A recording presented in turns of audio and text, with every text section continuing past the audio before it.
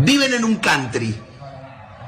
Andan en BMW para arriba. Los fines de semana se cogen a las mejores minas. Morfan bien todos los días. El día anterior al partido durmieron tranquilamente en un hotel 5 estrellas y se rascaron la verga durante 24 horas sin hacer nada, jugando al ping-pong y al pool y a la play. Juegan al fútbol todos los días de su vida. Los botines, $6.000, $5.000, no sé cuánto salen, ponele 3.000 mangos, 4.000 mangos, están vendados por un kinesiólogo. Están bien comidos, están bien entrenados. Las medias, que son las que no te cortan la circulación, los pantaloncitos, que son los de los huevos, que no te raspan los huevos, la camiseta te estira la espalda, es la que no transpira, que sale 800 pesos, no sé cuánto sale una camiseta para jugar al fútbol. La pelota es perfecta, perfecta, 120 euros, inflada con un barómetro a 8 bares, la cancha no tiene un solo pozo, el arco tiene 7 metros 20 por 2,40.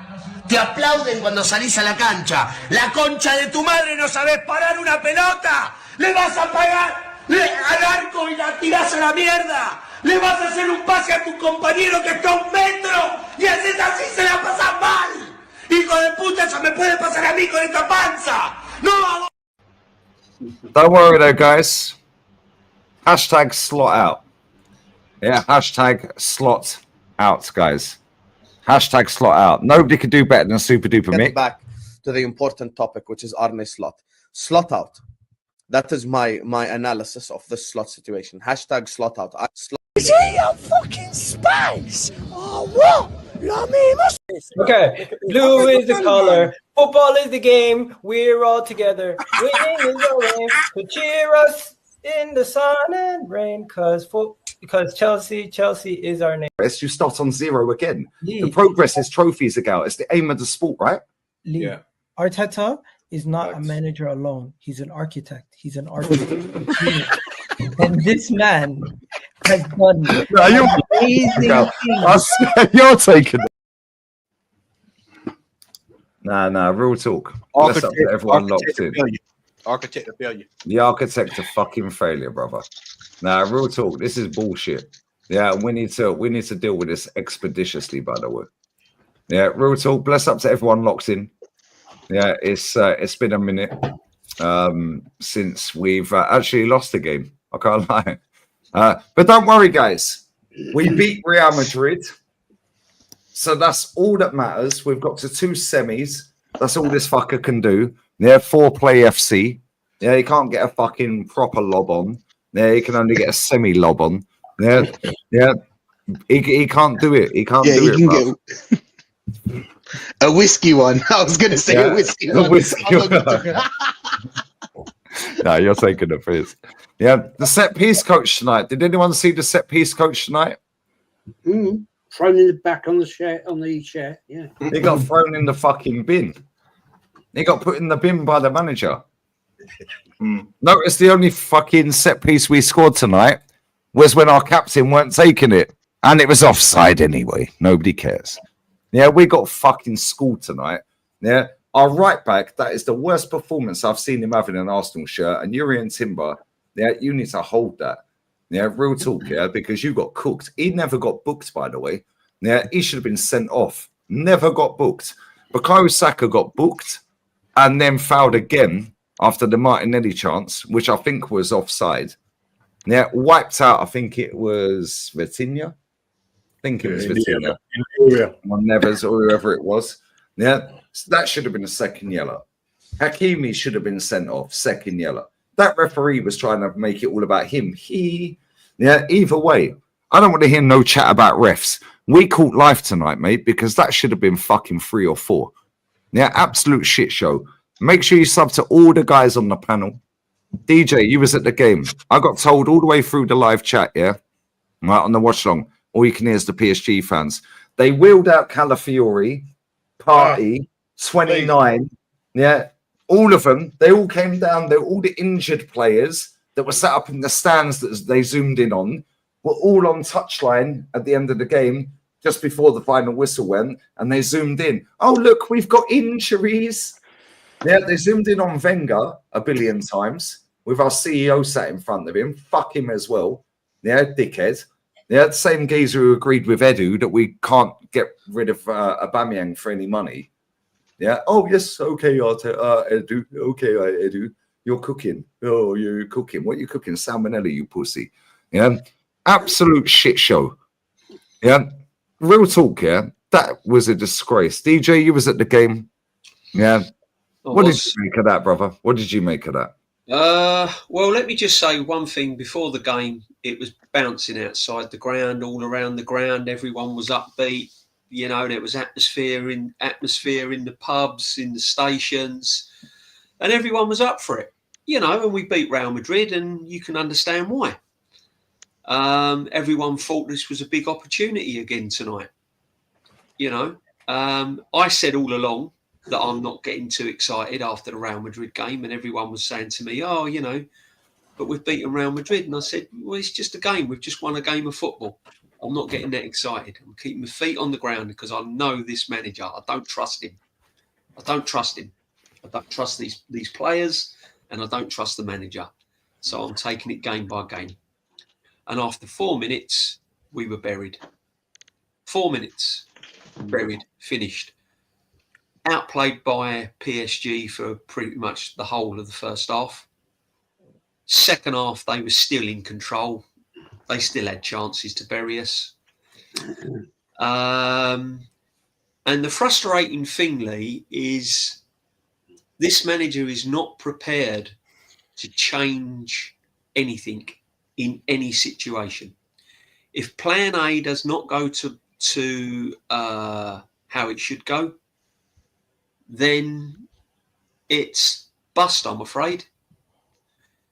Let's try something different, because Marino, that everyone's getting all gassed about, has been bought as a midfield player, played as a forward and done okay, scored goals, big up to Marino. But when he's back in his proper position that the club bought him for, we all found out what Marino's going to bring to the table next season. Absolutely nothing.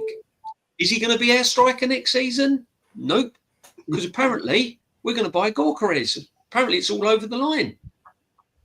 So that's Marino. Then we move on to Saka, who's not fully fit. He was off the pace tonight. He showed a couple of things, tried to make things happen, but you can see he's not in full fitness. Timber, by the way, is knackered, overplayed, coming back from an ACL, and it showed tonight because he looked off it and he broke down and he had to be substituted. So that's that one. And then we come to the captain, Martin Odegaard. I did say if someone offered me 60, 70 million for him, I'd let him go. Do you know what? If someone gave me 30 quid for him, I think I'd let him go.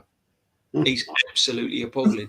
I have never seen a captain, and Jez, we've seen some captains over the years, and Nonski.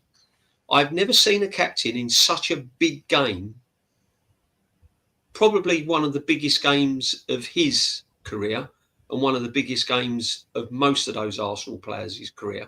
I've never seen a captain, play so badly and have no effect on the game whatsoever. Sorry to cut in, DJ. Off again. Sorry to cut in, DJ. Yeah, I need to read his stats out for his game because people love a stat. Yeah. Oh, by the way, I've asked the gal to come on. He's not replied. Shock. Surprise. No. Yeah. No. 0.08 expected assists for all you stat wankers out there. Yeah. 0 out of 3 crosses successful. 0 out of 0 long balls. He never bothered to try one. 0 shots on target. 0 shots off target. 1 dribble completed out of 6. 14 times he lost the ball. Oh, and guess what? He lost 6 out of 8 ground duels. Oh, and by the way, just in case that wasn't bad enough for you, in the first half an hour of that game, he completed and made 1 pass. 1 fucking pass. DJ, you're in your And you know- 50s. Jez is in his 60s. Yeah. All of us could get our boots on, and Miko asked us to bring Yeah. our fucking boots. Yeah, you can bring your fucking dinner. Yeah, But can I- go full kit. We could all complete one pass and make one pass in half an hour.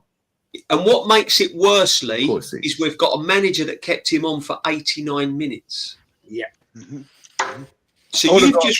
you've just read those stats out to everyone on the panel and the chat, and we've got a manager. So then you look at the bench and you think, if we're seeing this, where's the £15 million a man on the touchline? Well, why ain't he seeing this? Right? He could have tried loads of things.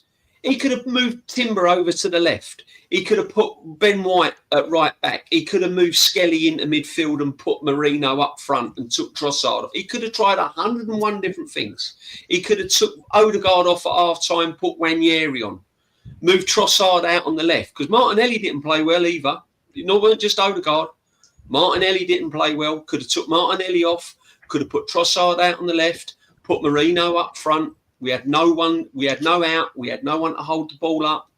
Declan Rice, by the way, was playing as a 6 and an 8. He was trying. One man midfield. He was trying to get on the ball. He was trying to make things happen. He was driving forward. He was picking the ball up. Yeah, and it's just terrible. But it's just the same gaming, and I'm sick of it. I'm absolutely sick of it. And I just want someone to come on to me and turn around and say to me, but don't worry, it's okay, because in Arteta we trust. This man is clueless. They're all hiding, mate. They're all hiding. They were all here after we slapped Madrid, didn't it? Put under pressure numerous occasions throughout his tenure in this charge of this club. And every time this man is under pressure, he fouls. He fouls. And do you know what people are saying? You know what I heard people say to me? Oh, it's only 1-0. We can still turn it round. Where's the evidence? Show me where we can turn it round. And do you know what, Lee? I was coming out the ground, and there's fans in pubs laughing, joking, drinking, cheering. Yeah. I'm mortified. I won't be out of sleep tonight. This to be on my mind for days. I came out of there. I spoke to Dan Potts after, and we done a little thing after the game as well. And I'm absolutely mortified. I'm sick and tired. I want him gone. Semi-finals enough, DJ. I want him gone. I'm really sorry, but yeah. But Semi-finals listen, enough for them. guys, I'm saying it now, and I'm going to stick by this. Even if we do turn it round and make this final, win the Champions League, I still want him gone, because I don't fucking trust him, because he's not good enough. Yeah, go on. Let me go with Jez. We'll go round one by one in the order, yeah? Sorry. Listen, there's 1,750 people inside. Yeah, all you guys that beg to be mods, yeah, please get all their links in one comment, not individually. All their links, and I'll pin it. Go on, Jezza. Go on, my guy. What are you saying? Well, I predicted a 2-1 win to Arsenal. That was my ambition. When we went 1-0 down after 3 minutes, I thought, oh dear, this is going to be a tough night out. Because basically after that, we had a one-man midfield. Rice was doing his best. And if we all remember and go back and look at him, like he was like trying to give it some to get the team up. I don't know, DJ. The crowd to me seemed very flat. Very, very flat. When that goal went in, Jez, because you've got to remember, most of the fans there tonight were like the fans that, Normally go. Your proper fans. And when that first goal went in, you got that feeling of, oh, here we go again. That was the feeling Real Madrid had when And Declan scored the first free kick. We're sick and tired of it, Jez. People around me, you could tell it was just drained from you.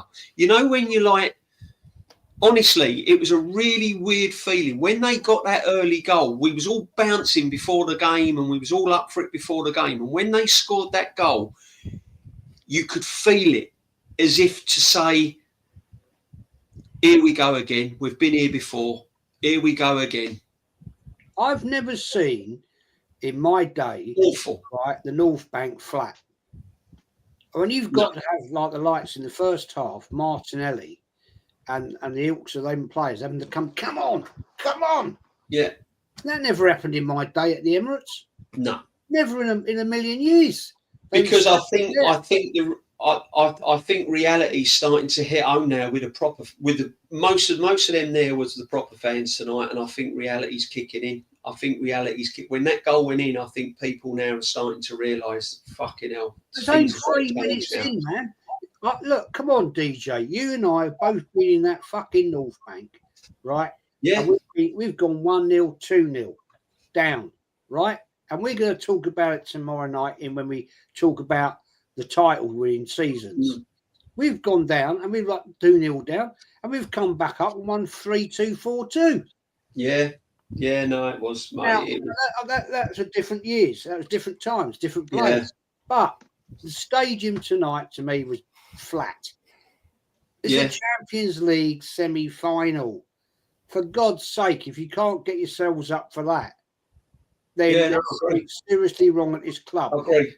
I mean, we was like, in our end, we were like, every time they got the ball, we were standing up. I mean, in our end, we were standing up out of our seats, trying to get them, encouraging them. But we're on the side. We're not sort of North Bank or Clock End, and they were both flat. Listen, it was just so disappointing. It was so disappointing. We never looked like scoring. Let's just be real here. But the thing is, as well, though, guys, there's no players there to get you excited, is there? This is what I'm saying. The club has failed. The club has failed. The club's failed to get you excited. And this is what I'm trying to say now. It's just fucking so disappointing, man. I'm sick of it. I'm so sick of it. The thing is, mate, there was some poor. I thought Saka was shit tonight. Yeah, he was terrible. Right? Yeah. Odegaard, waste of space, playing with too many midfield again. Yeah. Basically, PSG came there. They had their game. They had the game plan situation so sewn up. It was control the midfield, which they did, and that was the thing I said to Lee last week, the week before, whenever it was. They will control that midfield, and we were in trouble. We had one good defender there tonight. Was in Saliba, that crucial tackle he made. Yeah, I mean, come on. Timber, I just thought was not on the game tonight. No, he looks fucked. He just didn't look right tonight. No. And I thought, well, if you're going to make a change, matey, you need to do this now at 30 minutes. But he didn't. He didn't. No. Let it go. He let it go, and he let it go. That guy could well be crocked again. Who knows? We don't know. I think he is. He limped off. But he got thrown back on. Yeah, the medical staff were talking to him, touchline, threw him back on. 12 minutes later, Ben White comes on. Yeah, and he was limping a little bit. I don't know if that's fake or whatever. Nobody cares. Fact and reality is that was our first fucking sub, and that was a full sub. Yeah. Well, to do it. It wasn't tactic. There's no tactics there in this man. There's no tactics. And do you know that Vitinha, he just run the show. He absolutely would. He was brilliant tonight in midfield there, PSG. I mean, to sum it up, right? I'm going to sum it up. Okay. We have not got the team, the squad to win the Champions League. No. We got the fucking managers. Well, we haven't got the squad, and we got schooled tonight by a far better team. And going to the part of France next week is going to be a very difficult night out. We're getting done 3-1. And Cameron Lee, it's not in a very nice area in Paris. No, that's a shithole. I've been there. Well, I've not been in the ground like you, Jez. It's a fucking dump. And stay safe, anyone who's going out there, yeah, because you will get shanked. You will. Yeah, there's a lot. Yeah, you will. I've been around that area. Trust me, it's not nice. But he tries nothing, does he? He's got no in-game management whatsoever. And the thing is, yeah, exactly. He's waving planes from the sky, I think. But like, it comes down again. We keep reverting back to it. Matty says it all the time, and I say it, and everyone says it. It comes down to at the start of the season, that summer window, we was not prepared. The team, the squad that's had the money spent on it has not been prepared to battle on all fronts of this football season. And when it comes to the crunch, we're found wanting, and that's what's happened, guys. You know, this is what you get. This is what let me bring Northside in. Bless up to Mr. Joshy for the raid. Bless up Flawless for the raid. Yeah, bless up everyone locked in. There's over 2K in the building. Yeah, all you mods that beg to be mods. Yeah, do your fucking job then. Yeah, like real talk. No, yeah, and bring your fucking dinner. You can pair up if you want. Yeah, because you fucking need it. Yeah, real talk. Yeah, get all the lads' links. Yeah, in one comment, all of their YouTube channels in one comment, and I'll pin it. So all you mods, where's Tim's? Yeah, that pussy begs me to be a fucking mod. Yeah, I've messaged Christian. Egal's replied. Hold up, North, before you go. I messaged Christian. He hasn't replied. Egal, you messaged me 2.5 hour minutes, 2 hours 30 minutes after the game. Come on. Okay, cool. We won't even reply. It is what it is. Yeah, 2.5 hours after the fucking Madrid game, mate. Yeah, you were fucking gagging for the link. Let's just be real with it. It's 1:30. Yeah, and guess what? I always stay live for an hour after the game. I had one extra fan cam tonight. But don't worry, they're all gagging to get on. They're all asking for the link. North. Hashtag pray for Madrid. How's that worked out, mate? Mm-hmm.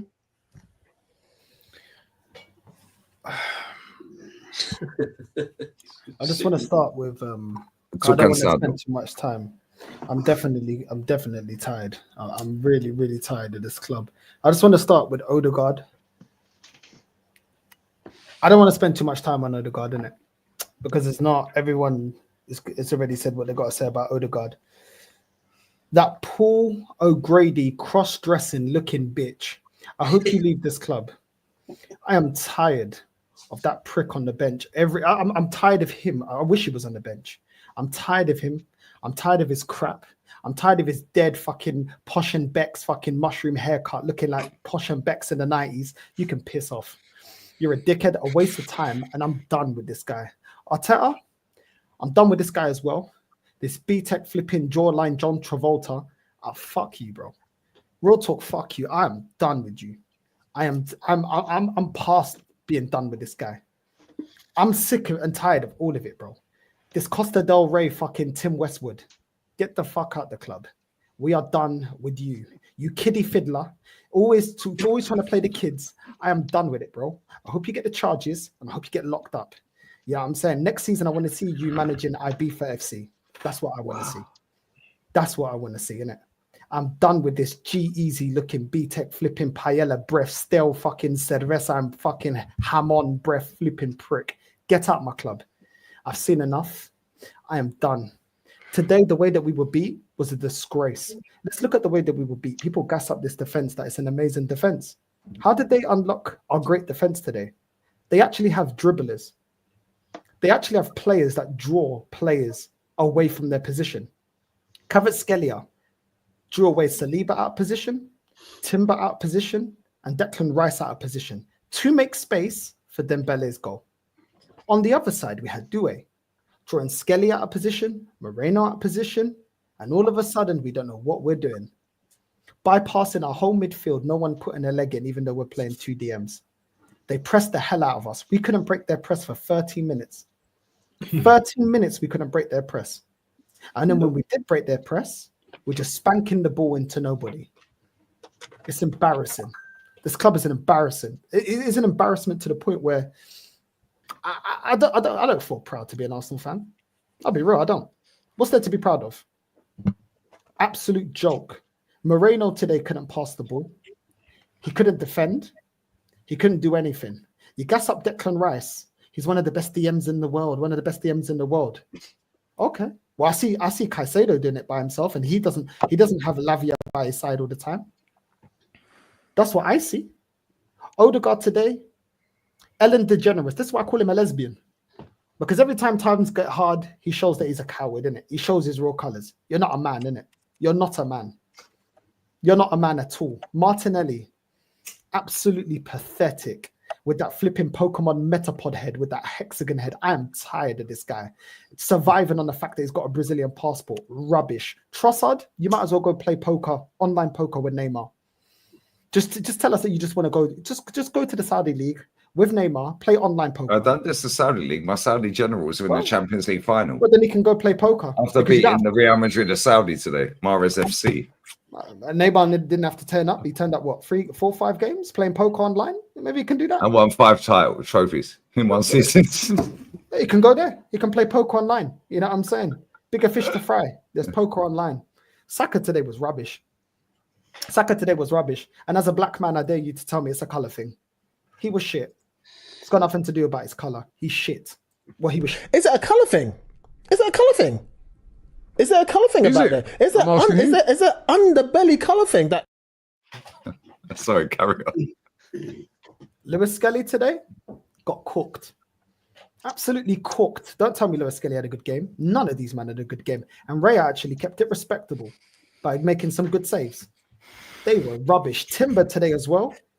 You're lucky we didn't concede a goal. All you got to do with Arsenal, pass quickly, transition quickly, have individuals that can dribble and take our players out of position, and then we're slow to get back into position.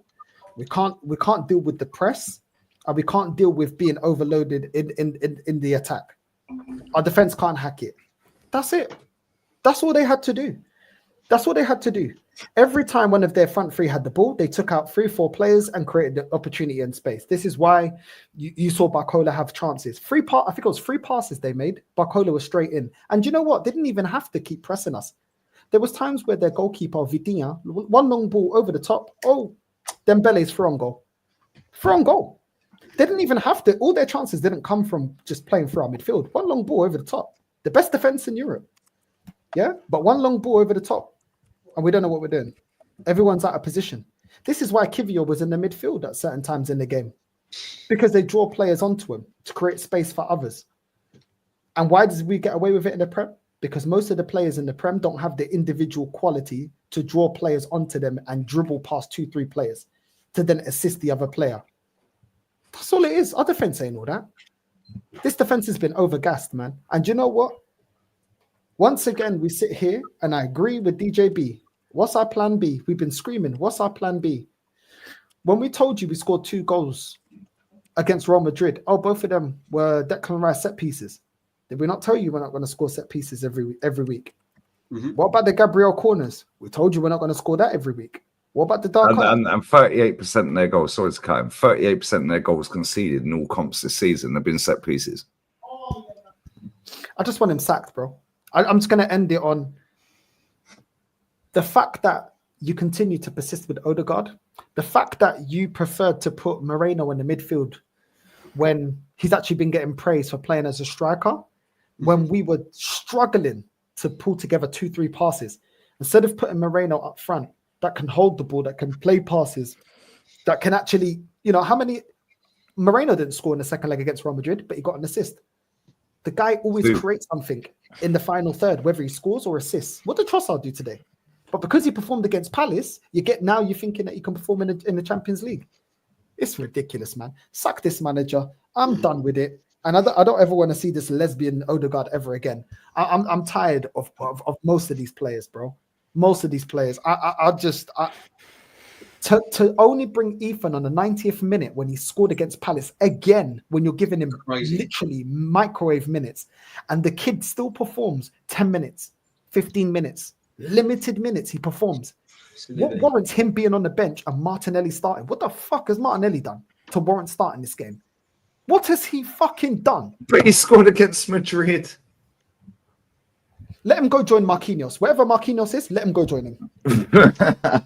Martinelli's been like that all season, though. This is what people don't realise, because he's sort of like shown glimpses of his old fullback. Little purple patch here and there. But he's been like that all season. I've always said about Trossard's He's not been a like that for 90-minute 2 man. seasons. Sorry, Jay. DJ, you He's said been like that for the 2. Real Madrid game fucking gassed everyone. He scored against Madrid. Everything's forgotten.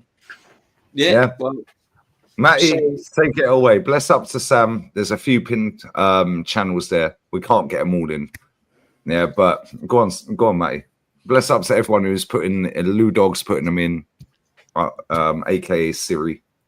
Yeah, big up to Yeti's in the chat. Fuck off, Yeti. Fucking yeah, these man. They've got 2 stars. Go on, mate. Lee, do me a favor. I'm gonna pull up the evidence right quick. Matty, come with the stats and the facts. Go on, mate. Can you pull up that what I got there in the back chat there? On the share screen. I'm gonna show y'all something. Normie has had a chance to see this already, so he knows what's coming. Paris, Girona, 1-0. They got fucking lucky. Yeah, the goalkeeper spilled that. I can't lie. Paris, Arsenal. Arsenal wins 2-0. Game 2. PSV, 1-1. Just there's method to my madness. Athletic, 2-1. Bayern Munich, 10 men, PSG, excuse me, 1-0. Salzburg, 3-0. City, 4. I know where you're going with this. Oh, you know, Come on, mate. Carry on. I told you, Lee, I said I was I going know where you're going with this, mate. Carry on. Stuttgart, 4-1. Brest, 3-0. Like Brest. We like Brest around here. We like Brest. We love Brest. 7-0. Wow. Yeah. That's top heavy, mate. Yeah. Liverpool, gentlemen. JB, 1-0 Liverpool. Return leg. 1-0 Paris. Aston Villa. 3-1 to PSG. 3-2. Excuse me, 3-1. Then return leg, 3-2. See, there's a trick in there right there. That's 2 goals in the return leg. That was 3 in the first. That's 5. All right. Let that sit in your psyche. And then today we have Arsenal. 1. I know what you're gonna say, mate. Go on, say it. This is the way it gets even better. So let's go to the Arsenal. Arsenal. Let's go to us. At Atalanta, 0-0. PSG. We started 2-0. Shakhtar Donetsk, 1-0. Inter, 1-0. We beat Sporting. That was trying to get first game. Ruben Amorim went there. Yeah, but we won't forget Jokeris spun out defense. Monaco, 3-0. Dinamo Zagreb, New manager. lowest of the low, 3-0. Got banged 9-2 against Bayern. Girona, where are they at in the table, Lee, in La Liga? They're just above relegation, mate. 2-1 to the Got Arsenal. lobbed from 40 yards out by Dan Juma. PSV, 7-1. Return leg. They say we'll try to make it competitive, 2-2. Hala Madrid, 3-0. 3 for Madrid. Yep. We won the Champions League. 2-1, and then tonight 1-0. Well, Matt, why did you show us all of that? Because PSG has clearly played the better of the team. Why'd you say that, mate? Please tell us. PSG has clearly played the better of the teams. Based on what, mate? Because Top Gooners that are ignoring my message request to come on the show. But we're gagging for the Madrid link. Okay. Yeah. Please tell us, mate. Elaborate. They can shape it up however they want to shape it. When we look at the body of work, see, this is why I love when you get late in the tournaments and overturn. You can go back and look at everybody's route. You can kind of see they have been tested across the board. They had tough games with Bayern, Atleti, Aston Villa, City, and here we are playing against Liverpool. Yeah, we're playing. We're just getting by. And when you go back and you look at the games like the Shakhtar game, Lee, we remember that Shakhtar Donetsk 1-0. Mate, look at the amount of goals scored. Look at the amount of goals scored. Now look at the amount of goals they've scored. And people were laughing. JB, Jez, y'all have been on panels with me the last week. Have I not been telling people? Have I not been telling people? I said, this is going to be much harder than what it looks like. And I told everybody this past weekend, I said, Martin Odegaard will determine where this goes. Martin Odegaard cannot pass gas. He's done. He can't pass wind, bro. Needs to be moved on. I've seen enough. I've seen enough. This manager, as Northside said, needs to be moved on. We have players in this team that is holding this team back. This manager, the performance tonight, we needed a win tonight. I told everybody we had to win the home tie. You have to. You have to win it at home in the semifinal. You have to. It's no ifs, ands, or buts about it. We have sat here. This is another semifinal under this manager where he's crapped the bed. And for everybody that keeps going on hollering about, oh, it's only 1-0. Well, hell, it was only 2-0 against Newcastle. How did that work out for you? Mm-hmm. How did that work out? 6. He's never won them. We're going to their house now, and they're going to be prepared. I would have to say they probably sat around in the locker room tonight, and they had a right laugh. Look at the state of this mug. Look at these dumb bastards. They thought they were going to blow us away. And now they're getting ready to go over there. And all they got to do is score 1 goal. I'll say it the same way I said it in my fan camp. 1 goal for PSG equals 2 goals. Because we have to score 3 to win the game, to win the tie. We're in trouble. We're in trouble. And if this manager shows up with this trash he put out there today, with the lineup he put out there today, because this game was doomed when that sheet got turned in this afternoon. Because that was pathetic. He went right back to what he wanted to do. He does not understand how to use tactical awareness in situations. Now, DJ, he's going to show up and do something stupid. I just don't know how stupid it's going to be next week. But it's going to be something that's going to be extremely stupid and detrimental. This fool sat there in this game. He sat there all the way through the second half. Ola is going crazy on the watch. Just going ballistic. I've never seen him flip out like that before. Not me either. And we've been doing it for a while. I've never seen him lose it like that. And then he makes the substitution, and it's freaking Ben White. Back to those defensive substitutions, just like he's done all his entire career where we need to go. What does he do? He finds the first defender available to come on. When is enough with this man? People have sat there. They have chastised us for the last several weeks for calling out Martin Odegaard. And now those same people they were right. You know shit, Charlotte. We've been telling you for 4 years a body of work. The dude is like I said, a dunce. He's a dunce. He picks the ball up, loses the ball in the same motion. I've coached a long time. I've never seen a player directly pick the ball off a player, turn and lose the ball all in one motion.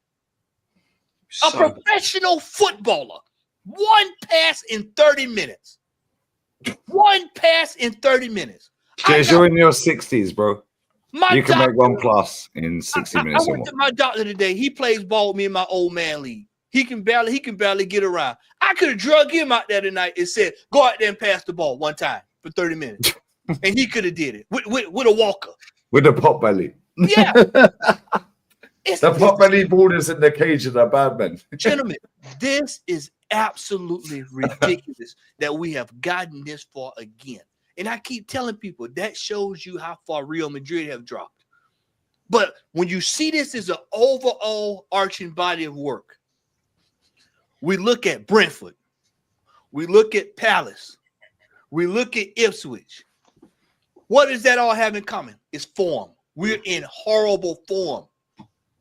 Yeah, we beat Madrid, but look at the in between Madrid, after Madrid, in the day, and tell me what you see. You see bad form. You see bad form. Lee, you remember we sat there, we kept telling everybody, hey, we need to win these games. JB, we need to win these games. We need to win it. Oh, it's a draw. It doesn't matter. We've got other things to go for. We got major matches. Hey, we just drew a game against Israel. The league, nobody cares about the league. No, it's about form. It's about form. Regardless of the fact that PSG lost the other night, Lee, what did I text you Friday night? I said, PSG lost the game tonight, but go look at the saves from the goalkeeper for Nice, because that tells you the story. See, everybody PSG lost. No, they lost the game, but they won a title. And second, the goalkeeper had to have a worldie from Nice for them to win the game. I knew we were in trouble tonight.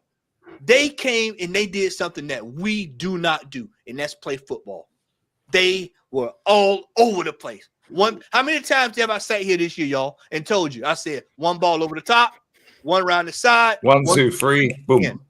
What did you see? What was the first goal, JB? Norski. What did y'all see? Jess, what did you see? First ball, boom, boom, boom, go. That's why I was sitting there like it was crazy. Like we hadn't seen that.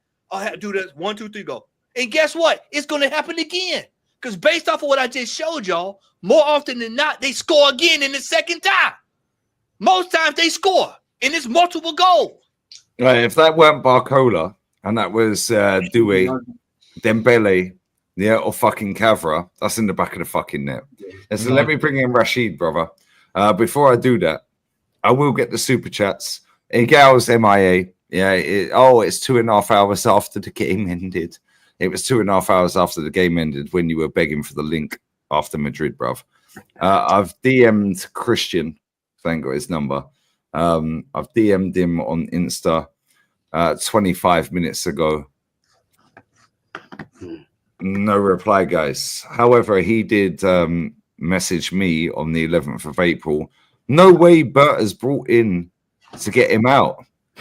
And it's Fabrizio saying Arteta staff members Carlos Cuesta, Alberto Steinberg, Inaki Kanya, Nicolas Jova, Miguel Molina have all signed a new deal with the club. So, yeah, he DM'd me that. I've only just seen it now. I've sent him a StreamYard link, but unfortunately, Top Goon is not available tonight, guys. What are you saying, Rashid, brother?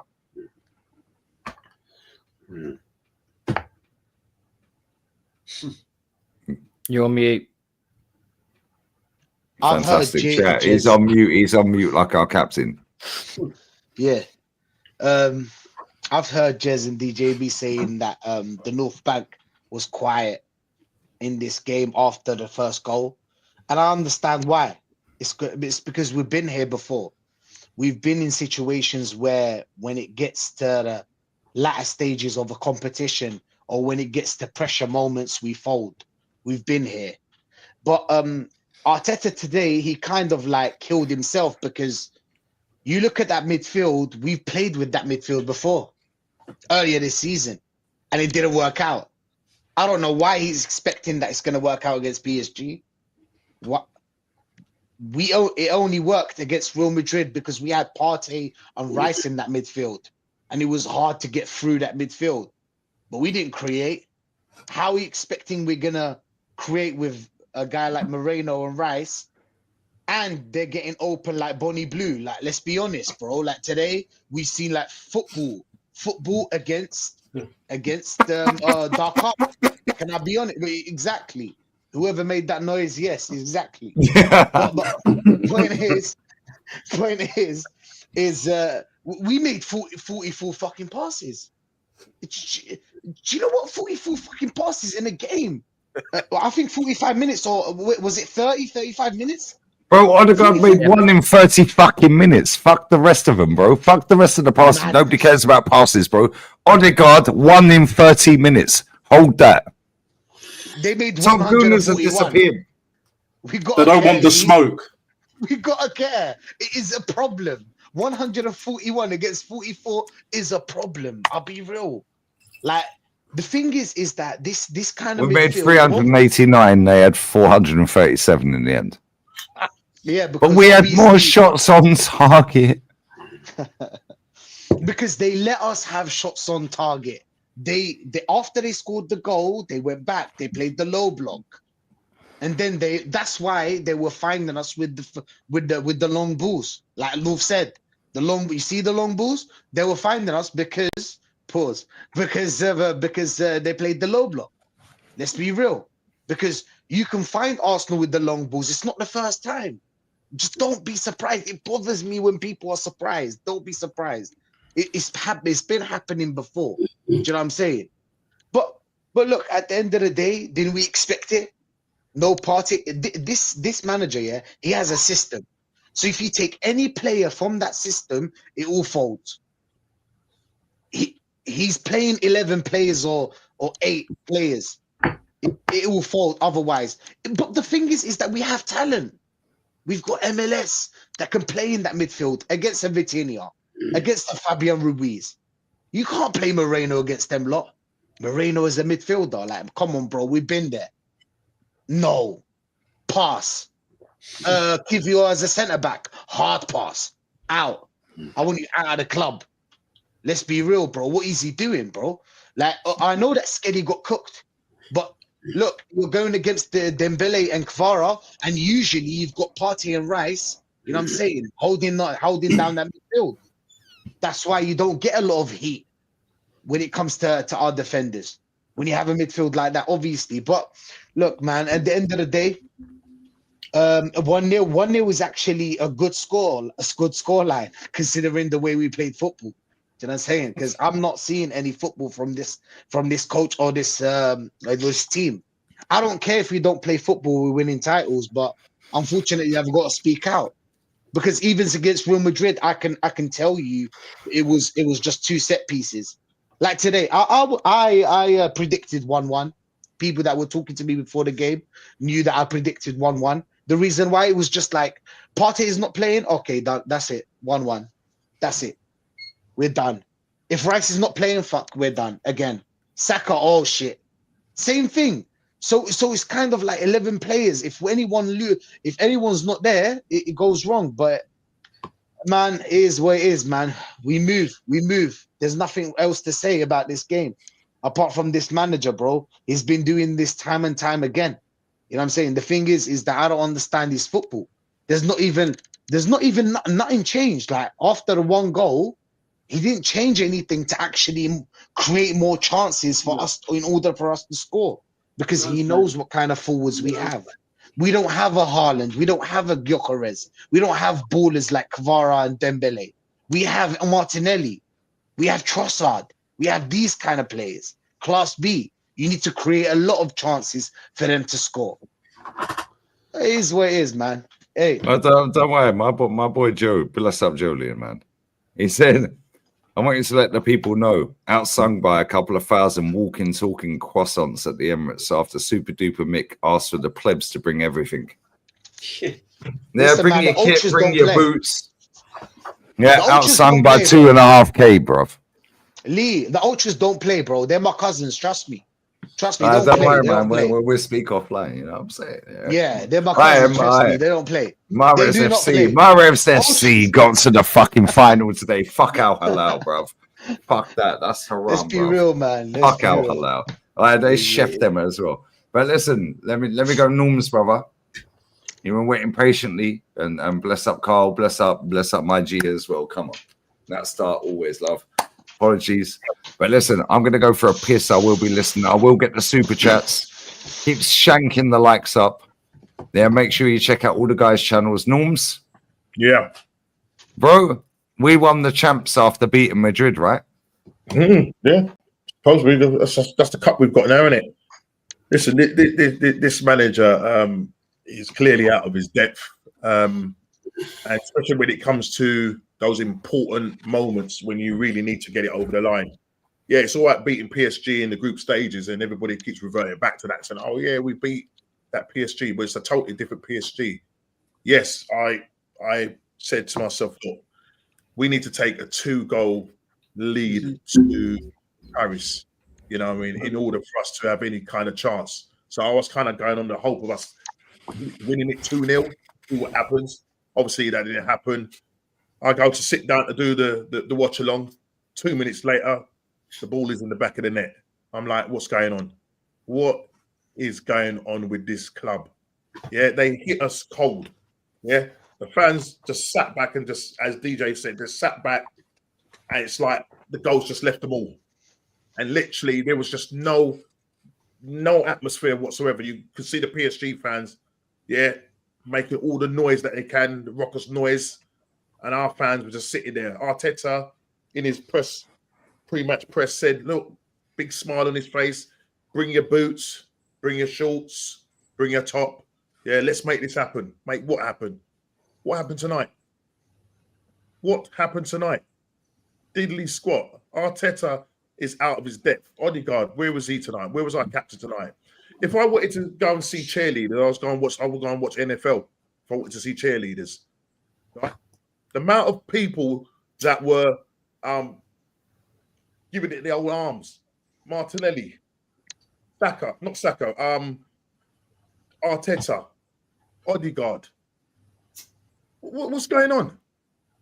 What's going on? It's an absolute joke. This guy is out of his depth. He's out of his depth. What are these top gooners going to say now? What are they going to say now? It's a complete joke. I'm just absolutely gutted the way we have played tonight. Yeah, we let PSG run all over us. The midfield. I mean, they could have had, as I said, they could have had 3 or 4 goals. The midfield. Dembele dropping deep, yeah, to make a midfield 4. Where was our midfield? Playing Moreno in that midfield position doesn't work. We know it. We knew Arteta was going to revert back to type because obviously Partey being suspended for that game. So we knew he was going to bring Moreno back in it. But we've seen Moreno from the start of this season that the guy is no good in midfield. He hasn't got the legs, and pretty much Declan Rice was playing as that number 8 and a number 6. So he was absolutely knackered. Odegaard, nowhere to be seen. Hiding as usual. Picking up the ball, yeah. Just play to him. He runs back to Saka or goes and hides behind the player. The guy is useless. The guy is absolutely useless. Yeah. I don't know what Arteta sees in this guy. And then to make things worse, yeah, he makes a defensive change, right? Although it's false, you should be making those changes earlier. If my man is carrying an injury, make the change earlier. But you decide to make a change at 83 minutes, and then you decide to make an attacking change at 89 minutes. What's Ethan Wanweri going to do in those 89 minutes? 89th minute, couldn't believe it, man. Seriously, what is he going to do? He's throwing this guy on a scrap heap. This guy cannot manage. He cannot manage whatsoever. Arteta cannot manage. He's out of his depth. He's up against a top quality coach in Luis Enrique, a well-coached side. I knew the problem is when you meet up and come up against a team like PSG who are well coached, there's going to be a different problem for our midfield and for our defenders. Yeah, Saliba, Kivior, they're going to meet a different challenge. It was going to be a totally different challenge. Yeah, compared to when we played Real Madrid on the decline. Yeah, they're a bunch of individual players. What we saw here tonight was a team that was well coached and they knew exactly what to do. We was outplayed in every area. Saka, nowhere to be seen, unfortunately. Yeah, and the fact that he's got an injury, carrying an injury, means that, you know what I mean, he didn't perform tonight. He didn't perform tonight. Martinelli didn't perform. Trossard didn't perform. The whole team, you would say out of a bad bunch, the best player was Lewis Skelly. At least he tried to create something and he put the ball on a plate for Martinelli, only for Martinelli to, make a hash of it. Yeah. Their goalkeeper made a couple of really good saves. Yeah.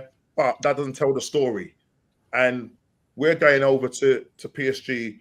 Yes, it's 1-0, but that 1-0 looks more like a 3-4-0 because I can't see how we're going to score goals over there. Yes, Moreno's going to go back up front. Partey's going to come back into midfield. We don't know the situation with Timber. What situation? Bank on that. Yeah, It could be a mad thing where he probably plays Partey at right back. You just don't know with this manager. Yeah. You just don't know what he's going to do. And it's just unfortunate that you're looking forward to a game of this magnitude, yeah, and the player just didn't look up for it. The fans didn't seem up for it. You was in the stadium, DJB, so you know how it was. It just didn't look like they were up for it. It's a massive semi-finals.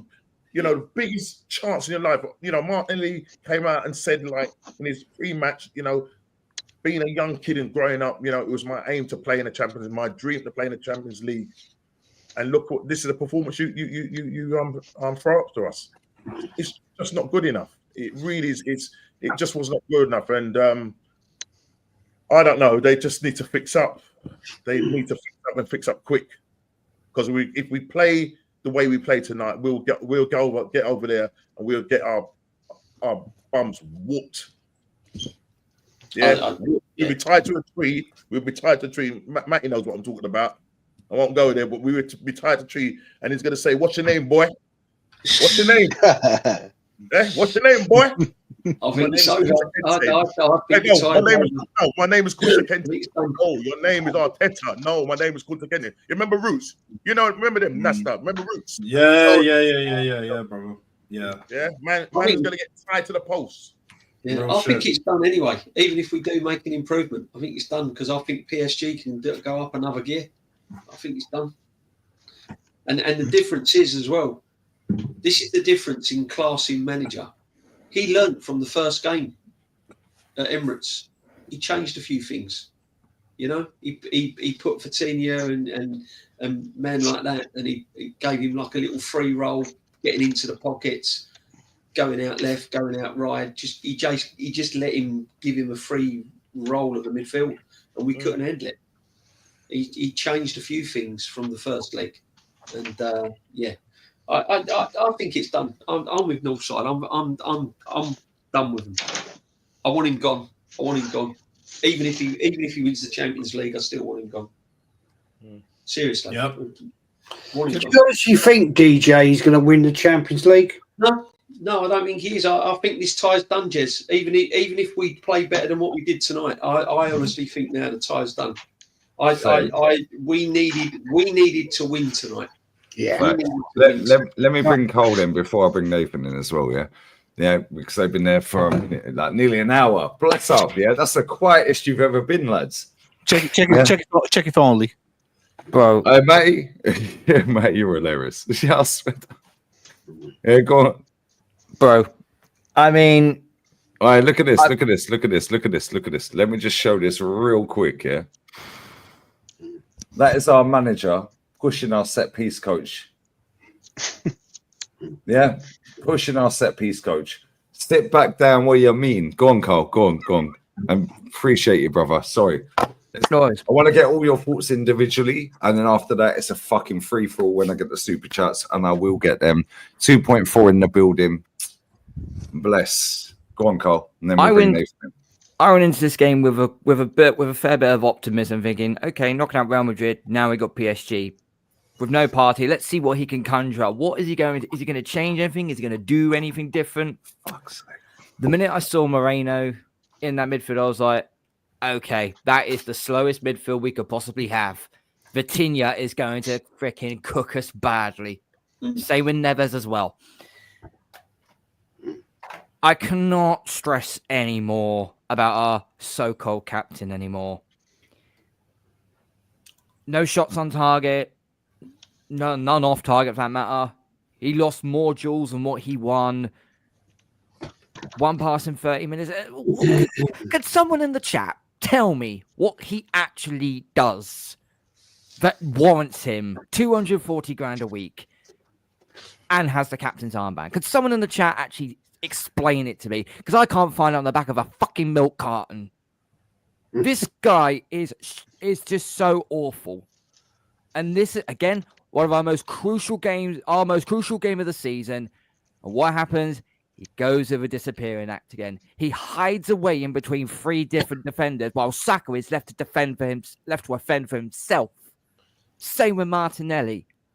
The whole point of the whole point of when Saka and Martinelli have the ball, you have your fullbacks overlapping you, or you have Odegaard, or you have your number 10s trying to suppress players away from their positions. So you can actually give Saka and you can give Martinelli space. He hasn't done that. And Saka got left wanting. Same with Martinelli. Trossard, I've said this for time now. He is not a false number 9. So why the flipping hell are you keep putting him there? Why are you continuously putting players square pegs in round holes again? Marino is a liability in defense. In midfield, sorry. We knew that. Lewis Skelly and Timber, look, they've been brilliant for us, but tonight they got found out badly.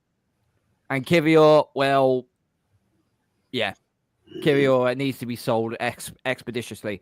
Saliba, he was the best of a bad bunch tonight. I think really the only player that deserves to actually walk off the pitch with their head held high is David Raya. Because if he hadn't made those saves, this tie is done. And even though we're only 1-0 down, this could have been 3-4. This could be 3, maybe even 4-0. And there's something I want to bring up as well, because when Matty brought that graph up, because me and him both watch the NFL, when PSG played that game in December against Stuttgart all the way down, you saw how white hot they got. And then they were knocking off City, knocking off Brest twice, knocking off Liverpool, knocking off Aston Villa. They're white hot. We're one of the hottest teams in the Champions League in European football right now. It's the same in the NFL when 5 or 6 teams go on that long run winning streak and get into the postseason. That's a team you don't want to face. Exactly the same sort of concept. This manager, over time, we have said this, he knows only to play one way. He can't change tactically. He can't change his structure on the fly. He can't change players. I've lost patience with this guy now, Lee. I just generally have this freaking B-Tech Captain Black needs to piss off. He really does, man. And listen, this set piece coach, bro, I do not want to see that camera pan on his face ever again. Oh, don't worry, you will. Name another football club. Name another football club that actually has their set piece coach pan. Palace don't even have one. They've scored more set pieces than us. Exactly. But can I ask something? Like the set piece coach has before we go, no faster bounce. Wow, we were. Very nice. No, he got a headache tonight. He just very nice. What's good headaches? I buy a clock radio. He can't afford. No. Today, erectile dysfunction. I ain't got enough. Smell like Pele. I'll be real with you, bro. Ain't nothing happening, bro. Ain't no party today. I'll be real. That's his alarm going off here. She's putting him on a clock. My days. Listen, big up this guy. She's putting him on a fucking alarm clock, you know. The time.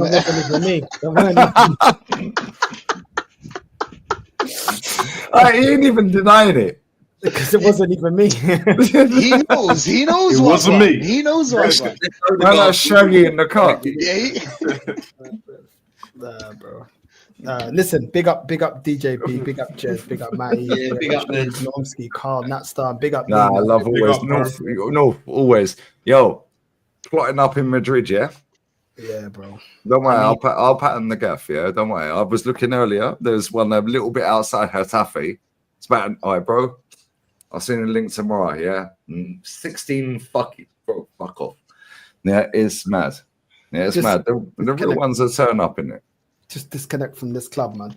Big up to everyone locked in and listen, for me, the last if Benfica bottle, before you say this, if Benfica bottle as well, oh my days, yeah? Wow. If they bottle as well, Northside's having a shit birthday. All right, and then they got the Club World Cup. Anyway, guys. No, I'm off, bro. I love you, always. Love. Yeah, too cansado. He's gone. He's fucking bounce. Go on, that stuff. Go on back. Say your thing, bro. Yo. We broke Northside. Passive rage. Hear me now. Yeah. Best believe that. First and fucking foremost, yeah. Go on, I'm listening. This I'm fucking my beers no, overflowing. no worries, brother. No worries. This manager, yeah, this Captain Black looking ass fucking wet white Lego head prick, yeah, he needs to get out of the football club. I want to see tomorrow morning his ass on Sky Sports News or whatever the fuck been potted, frog marched out of London Colney like David Dean was. Like I said on Northside's stream earlier, that is exactly what I want to see.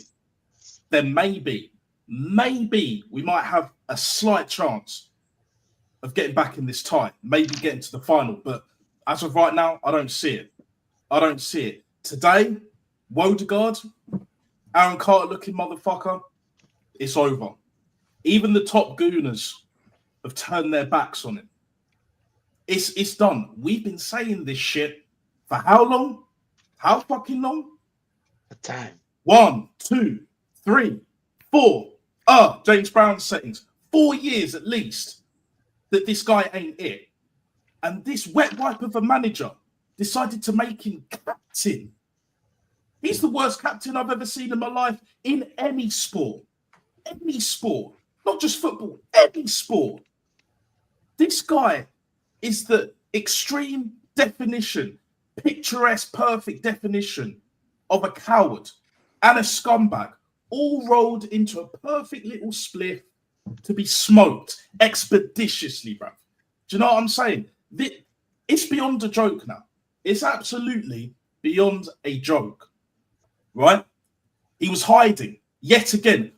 I had my eyes on him like a hawk. Pause. I was watching Odegaard to see if he wasn't going to hide tonight. Specifically, I was watching how he was playing to see if he was going to hide tonight or not. Guess what? He fucking hid. Yet again, back once again for the Renegade Master. Best believe that. Like, I'm sick and tired.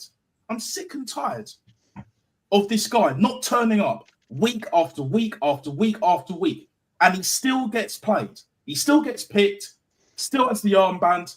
That needs to be ripped off his clock. For damn sure. For damn sure. I don't want to hear no excuses. I don't want to hear no nada. I could easily go into the performance, but what performance? Rice tried. Raya kept it respectable. That's about it. That's about it. Odegaard is clearly the worst of the worst I've ever seen in my lifetime. Period. I can't recall any other player that infuriates me. That not even Ozil infuriated me that much. I take him right now. I take a jacked up, juiced up Ozil over Odegaard, missing guard, disappearing guard, fraud and deception guard, nicking the living guard, and so on. You know what I'm saying? Like it almost baffles me, but it doesn't. Like how this guy still has the career that he has. Why we put him on 240k a week? Martinelli. I said on Northside stream, again, back once again, yeah? I've tapped out. I've been backing this guy for ages. I can't do it no more. That chance at the end of the first half, any competent forward, not even striker, any competent, decent forward slots that. Even top bins. You think Mateta ain't scoring that? Zaha would have scored that? We could reel off all of these names. So many forwards, so many players would have scored that. Even a Theo Walcott that can't even barely run anymore would have scored that. That was prime time Theo Walcott position right there. And he wasn't our greatest ever Arsenal player, far from it. This is what we're dealing with. We're dealing with mediocrity, and worst of all, the fans lap this shit up. When Odegaard finally was subbed off tonight, Arsenal fans clapping for that pussy-hole. Disgrace. Absolutely disgraceful. I almost couldn't believe what I was seeing, bruv. I almost couldn't believe it. I almost fell out of my sofa, bruv. Let's believe that. I couldn't believe this shit. Clapping. This is what we're dealing with, guys. We're dealing with that. You were at the game, DJB. I think Aaron was at the game as well. When you see shit like that, you know we are in the pits of hell. And yet the likes of Odegaard, Christian, etc., don't want to come on stream tonight because they know, bruv, they're in the lion's den, bruv. There's no don't hiding. worry, You they'll can't, say it's fair progress. weather. yeah, you can't hide like Odegaard tonight, bruv. And every they other are fair game was weather played. fans. They are fair weather fans. They only want to come out when they're winning. You only There you sing go. when you're winning. There we go. There we go. Semi-finals progress, by the way. That's what Yeah. they're going to tell. That's Yeah. what they're going to tell you. When you have Optus Sports mocking our club captain, that tells me everything. It's done. No debate, no excuses. I don't want to hear nada. It's over. It's over. Burton's got a huge decision to make now. Because we could either sack him right now, which is what I would do. We could sack him at the end of the season when it will be all done and dusted by next week. Or do we take it till Christmas, start of next season, halfway through next season, and sack him then? I don't want to wait any longer. But it's been brought in, like you said, mate, big up your damn self each and every single time, right? Where he's been brought in to clean up this mess that Lego Head put us in the fucking first place. Right? And then right now, every game, every time Bert's been at the stadium, you see the same expression on his face. Same expression. It has not changed one iota. It hasn't moved. Just like the statues in Madame Tussauds, they haven't moved. What are you going to say if Arsenal rocked up and won 2-0 at Paris? Oh, they'll all be begging for the link that night. Yeah. Well, I predicted a win, Jez. We all did. There you go. 2-1. I said 2-1. Every single one of us here, I'm pretty sure. Yeah, I can't talk for DJ. Nah, I said and a Jed. draw. I Fair said enough. a draw. But most of us predicted a win. Look at this. Every football squad seems to have a player like this. Martin Odegaard here is his most difficult opponent. Optus Sport That's tweeted Australian, this. isn't it? Yeah. Yeah, they they're tweeted jokes. this. They're jokes. With a compilation of this dickhead. Yeah, I'm going to play it real quick because I'm going to get done for copyright. Flicking his hair. Flicking his hair. Watch. Number one. Flicking his hair. No, bro, flicking his hair. I've got to stop it right there. Yeah. Bro, this is Optus Sport. Bro, you're telling me these man them don't watch our channels? Jez, they watch yours. Matty, they watch yours. Norms, they watch yours. Rashid, they watch yours. Nat, Carl, everyone. Northside, me, everyone. They watch everything. Yeah, at Christmas, yeah, BBC Sport. Yeah, BBC Sport did if you had a Secret Santa and they asked Saka, Secret Santa, yeah, and they went round, what would you get each player? It went to Odegaard. Saka's sitting there like Kenny Ken on the podcast. Yeah. All posh. All Yeah, posh. yeah, with his back straight, posture level 100. Bless up, Kenny. Posture level 100. I'm like that. Yeah, I've got a dodgy back, bro. So I have to lean like that. Lean back, Fat Joe, Skinny Lee. Yeah, like that. And he went, I'd buy him some hair gel as a Secret Santa because he's always playing with his hair. You're telling me Saka don't watch this shit? Yeah, then Arsenal team up with L'Oreal because they're worth it. And Arsenal do a L'Oreal gig.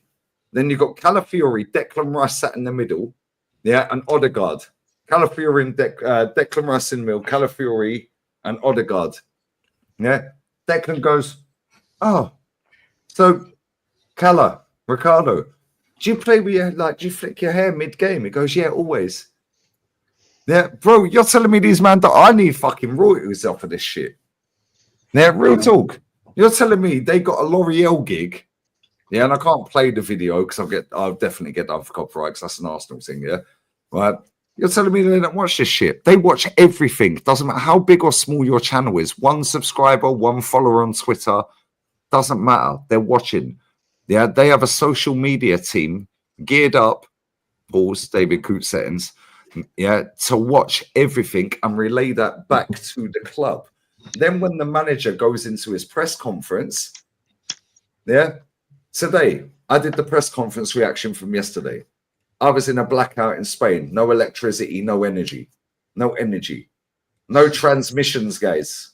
We couldn't transmit the energy, the light bulbs, guys. The amount of fucking times that guy said energy in his press conference was fucking jarring, bruv. I had no energy. He said it 6-7 times. And I'm sitting there, I'm like, this motherfucker, yeah, where's the fucking... Bring your boots, guys. Yeah, I don't say that as a laugh or a joke. I mean it, guys. We need to transmit. Bro, there's no transmission in Spain. It's blackout. Yeah, the energy there's no energy, bruv. Yeah, then the question was, what do you think about the blackout in Spain? Oh, it's very, very disappointing.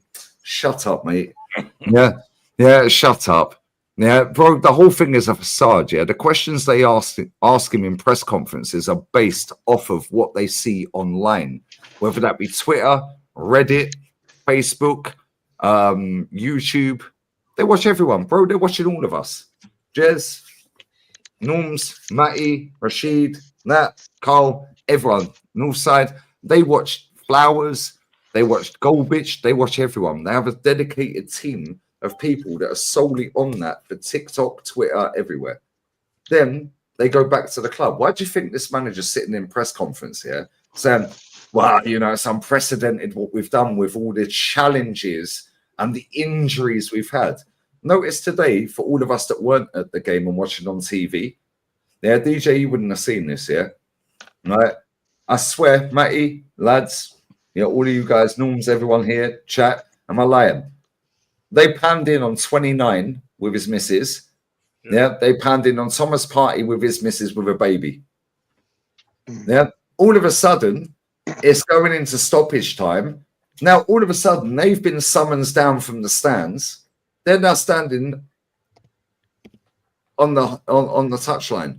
Now the camera's panned in because TNT love a fucking panning, same as Sky. Got to keep the gimmick going. So now we're seeing Calafiori, 29. Thomas Partey. Who else was there? Who was the other one? Yeah, 29, Calafiori, and Thomas Partey. There was one more. I think. Jesus. Gabriel Magalhaes. Yeah, Gabriel Magalhaes. I think Jesus was there. I may be wrong. Yeah, but either way, they're now all standing on the touchline just before we got that corner. Yeah, then they fucking zoomed in on these players. They were sat in the stands with their wives and their girlfriends. Now, I don't know what they were saying because we're on mute, our end, yeah? But now it's, look at the injuries. Yeah, he's struggling with injuries. Fuck off, mate. Then they zoom in on the set piece coach. The set piece coach gets fucking floored back to his seat by the manager. Yeah, they zoomed in on him. So me and Matty, we were doing the camera, weren't we, mate? Yeah, look at this. Oh, yeah, we see it. We didn't see Berta tonight, though. First game we've not seen a zoom in on Berta. Didn't see him. See Wenger, though. See Righty jumping around. Yeah, see Wenger and his daughter. Garlic. See Garlic sat right in front of him. Didn't see Berta tonight. No questions about Berta in the presser today or yesterday. Yeah, absolute bullshit. Everything this club does is by fucking design. They watch everything online. Yeah, and then they go with the narrative. The manager then gets briefed, hence why he comes out 2 hours after the puppet journos turn up. Yeah, the comms guy or girl or non-binary, we have to be inclusive, then brief Super Duper Mick on what the narrative is. Notice the press conference yesterday, barely any questions about PSG. Barely any. And that's the same in every single fucking press conference because it's about pushing the club narrative.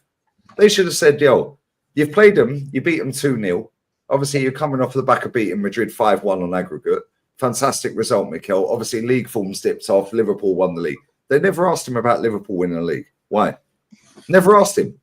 Not once did they ask him. Not once. It took them 12 press conferences to ask him about Berta. Yeah, that's who's available, who's fit, who's this, who's that. Now, what we're doing here, the whole thing is a fucking facade. Yeah, the quicker people wake up to this shit, the better. And this is not just happening at Arsenal. It's at Man United. It's at Tottenham, at Chelsea. Yeah, Liverpool to a lesser degree and City. They're the two that are at a lesser degree. Every single other club is doing this, by the way, in the Premier League. You don't get this shit in Spain. Don't get it in Italy. Don't get it in fucking France. Them fuckers are turning up at Neymar's house. What, do you think they ain't turning up at Luis Enrique's house if you don't win nothing? Yeah. What, do you think Odegaard's going to go there and drop stinker after stinker and just do a load of arm waves and hair flicks They'll turn up at his yard. Italy, Napoli, who, by the way, are top. What phase is he in? Yeah, Napoli, fucking their ultras were trying to kidnap the wives, bruv. They had to leave town. Yeah, I'm not saying do that. Sporting Lisbon beating up Bastos and beating up the player. I'm not saying do that. However, accountability is key. Yeah, no accountability in English football, especially Premier League. Yeah, especially Premier League. It's all a fucking fugazi. Peddle it out. The top 5 races heating up. Fuck off, mate. They don't do this in any other league. You either win or you don't. Anyway, Jezza, I know you got to bounce, bro, and I'm going to grab these supers and we carry on. Anyone else needs to bounce, put it in the private. Jezza, bro, Jezza was so gassed. He was going to look at tickets for the final. Jez, you've saved a few quid, mate. Oh, well, I have. Yeah. I even agreed it with the boss. She said, "Well, the boss." She did. She said, "If they get she'd there, do a better job than our boss." No, she said, "If you want to go, go. You know, book your flights, book a hotel, and have a great time." And I said, "Yeah, I will. I'll do it." It ain't gonna happen. So I've saved myself a lot of money there. And I think secretly she was laughing in the corner tonight. He got deluded thinking they'd get there, idiot. Strange after that game tonight. Strange, isn't it? He said, I've never been to Jamaica. Jamaica. Do you fancy going? I just looked at her. I thought, yeah. That money you saved going to that final, Jez, is spent on Jamaica trip this summer. Enjoy it. Yeah. She knew what she was saying.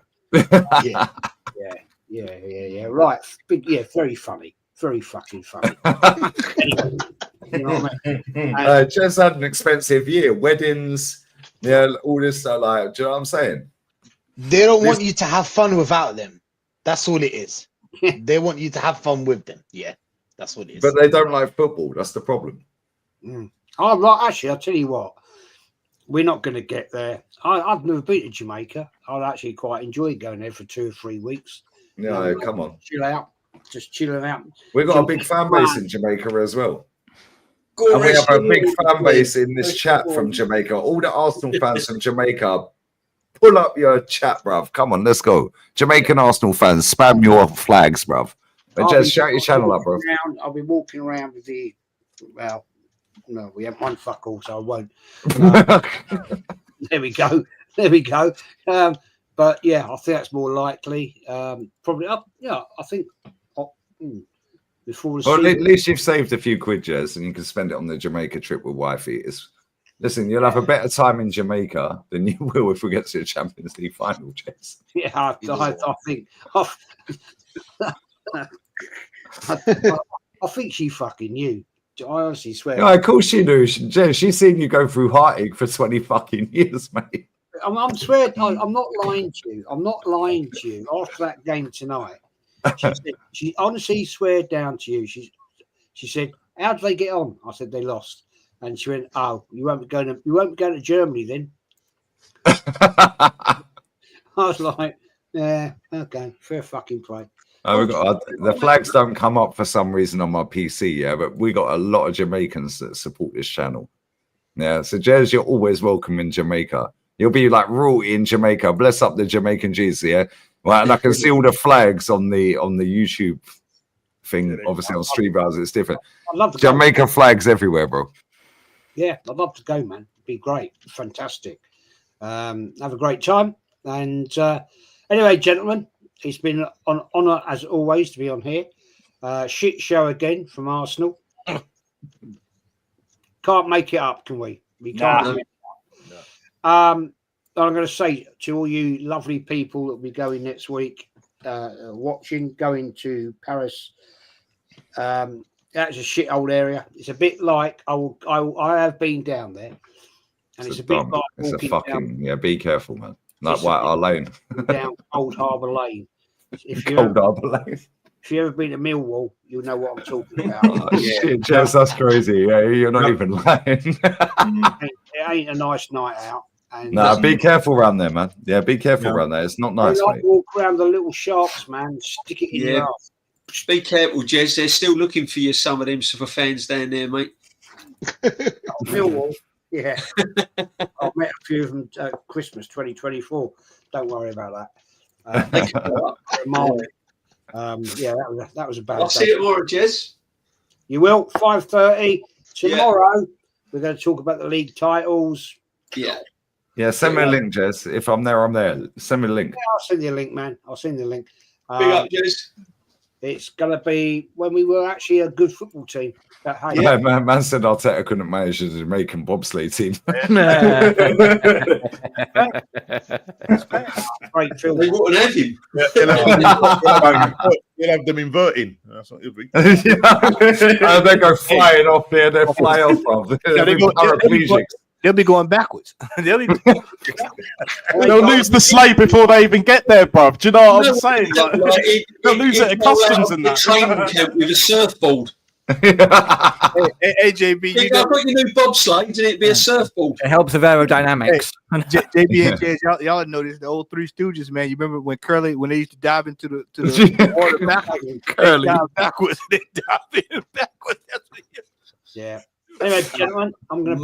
Bless up, Jezza, man. Wait, book the flights and the holiday to Jamaica. Fuck Munich, I don't think I'll be going to Munich. So go rest your bones, Jez. Go rest your bones. Well, to Montego Bay, mate. Montego Bay. It's going to be a couple of weeks over in Jamaica, man. Right, we got enough Jamaicans in this chat, Jez. You're welcome everywhere. Yeah, come on. Love it. Rastafari. Nah, Jezza come back speaking patois. You know what I'm saying? Yeah. Bless up, Jezza, every time. Appreciate it, bro. Hey, he'll be Arteta out. Arteta, Unai Emery. Unai Emery. Medea. Just say Arteta halt. Come on. Arteta out. Unai Emery. You have to put a H at the beginning. Arteta halt. I'll be coming back with dreadlocks. Yeah. Come back with Calafiori again, wouldn't it? Rolling back the years. That's worth his picture. Yes, that's worth his picture in gold. Pain roads like David Beckham when he went to South Africa, bruv, to meet Mandela. You know what I'm saying? Best believe that. No, that's hilarious. Yeah, hair flicks from Jezza go through the roof. Yeah, Jezza hair flicks, yeah, bro. I swear you hair flick your band. I don't mind a bit of the old Bob Marley, man. You know, yeah, come on, man. Yeah, you definitely are smoking that, Jez. You'll be finished. You'll be on Holt and all of them ones there, bro. Come on. Bless up, Jezza, every time, man. Take care. Have a great show. All right, let me grab these supers, and it's a free fall after that. Yeah, let me grab these. Yeah. Big up Saints RLFC. For life. Sorry, this has been there for time, bro. Nearly 2 hours. Apologies. Just admit it. A European Cup isn't for you. You never walk alone. 6. Yeah. Bro, we can't even chat to Liverpool. Like, let's just be real. We can't even chat to them. Classiest club in the Prem, mate. Yeah, real talk. Classiest club. He's put enough. Well, I'm a Liverpool fan. Arteta is a fraud. No top 4 next year. Bro, he's been in the top 4 race this season. Yeah, and we called it. Yeah, and bless up to Liverpool. Celebrate it, bro. Celebrating. If you can get to the parade, fully do it, bro. Don't let anyone diminish what you've done this season, yeah? Now, but the league's shit.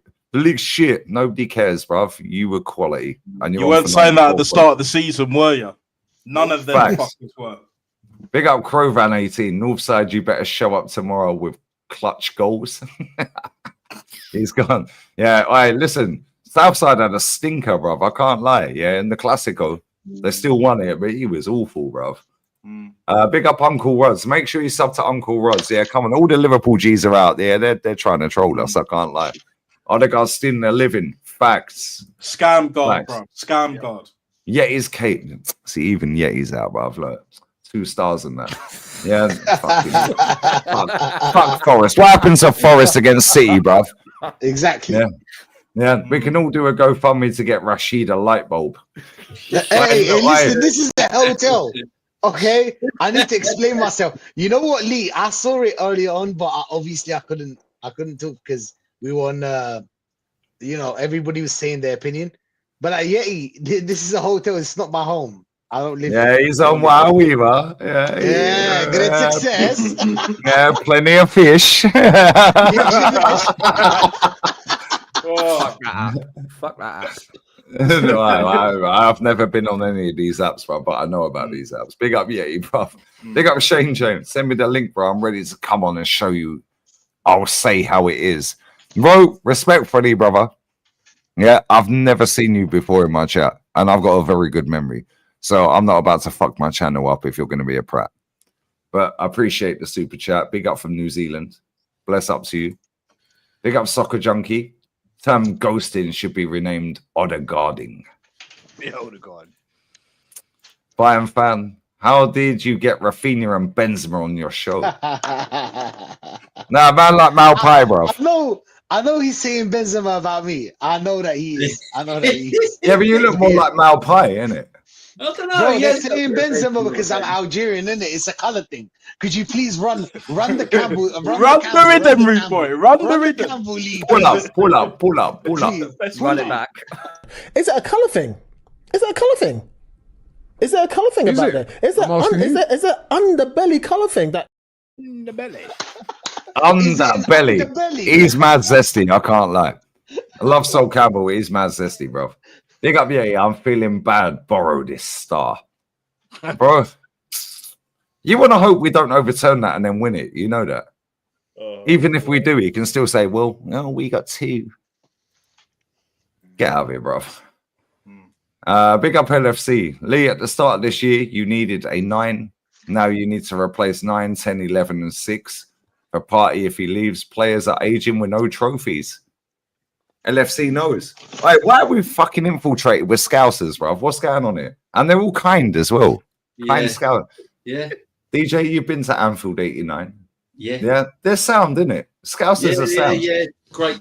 Yeah, it's good. Had a really Every good time time. I've been to Liverpool. I've been to Liverpool a few times, not even just for football, just for like a weekend away.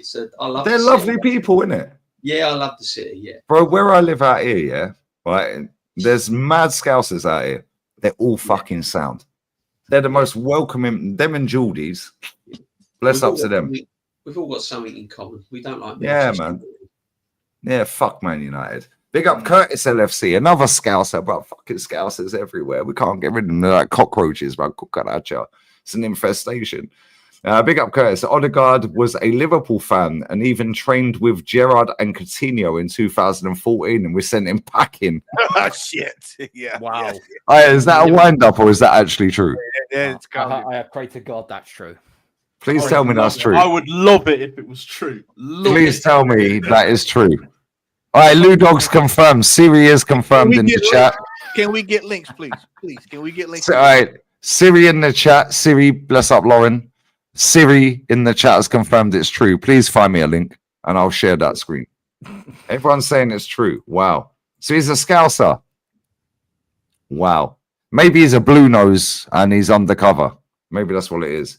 Big up Vegas Gunner. ESPN FC, Craig Burley and the other guy said Odegaard just passes sideways and the midfield got dominated by Neves and Patino. I will find the audio. I'll go find it in a second. Matty's got the clips. Yeah, he's got the facts. That must be Steve McMahon. He was a baller back in the day for Liverpool. Fucking Liverpool everywhere. We can't fucking escape Liverpool, DJ. Yeah, it's Cave. I remember the time when managers made players, not brought them. Bring the glory days back and let's stop this shit. Yeti. Real talk. What phase is my manager in? Mateus Giselle. Yeah, he won a double at Salzburg, then retained the title. My Saudi generals, Al Ali, signed him up. They just got promoted. Finished 3rd or 4th last season. Now he's 3rd or 4th now, and he's in the Champions League final, just beating the best team in fucking Saudi. What phase is the Nixon manager in? 3 promotions. Yeah, all right, maybe we should go and get their ownership and their fucking metal here. Imagine he gets promoted from the champs again. Yeah, to the Prem. 4 in a row. Fucking unreal. I don't think anyone's done 3 in a row, have they? I don't think anyone's done 3 in a row. I may be wrong. Big up Yeti, bro. Make sure you sub to Yeti's Cave as well. Come on. Big up to Marco Caudillo. Caudillo. It depends where you're from, my G. If Arsenal win the Champions League, you should all dye your hair red. Well, there's a couple of us that's going to struggle. I've Bro, got to go my hair if- once. I'm not doing it again, bro. Bro, if we don't win the Champions League, you're gonna dye it jet black and wear black for the funeral.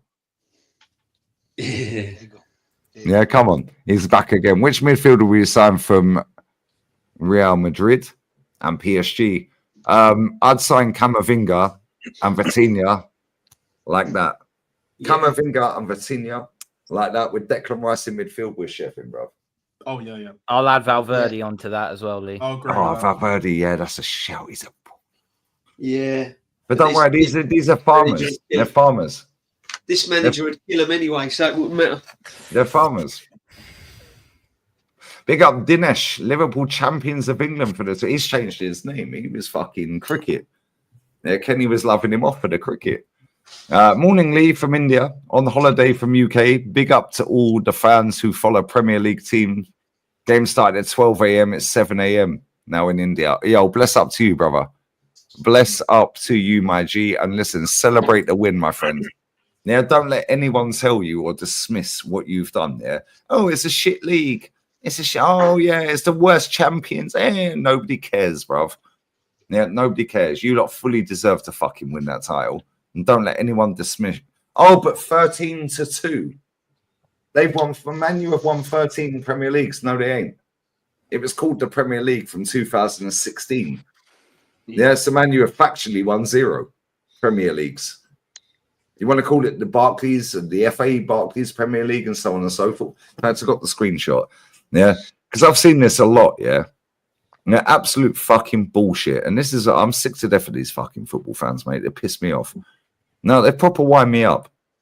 Yeah, it's an absolute joke. How are you dismissing Liverpool? And this is what they do. Yeah, they try and wind every fucker up. And it's like, bro, get out of it. Where is it? Fucking screenshots. Where's screenshots? Screenshots. Okay, there's no screenshots anymore on iPhone. Nope, no screenshots. Where's the fucking okay. Oh, here we go. Here we go. Here we go. They try and dismiss it.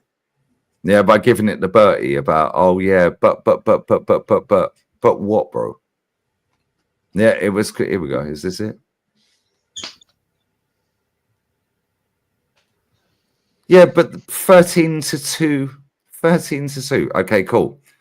So it was called the Football League, not the Football League, 1888 to 1892.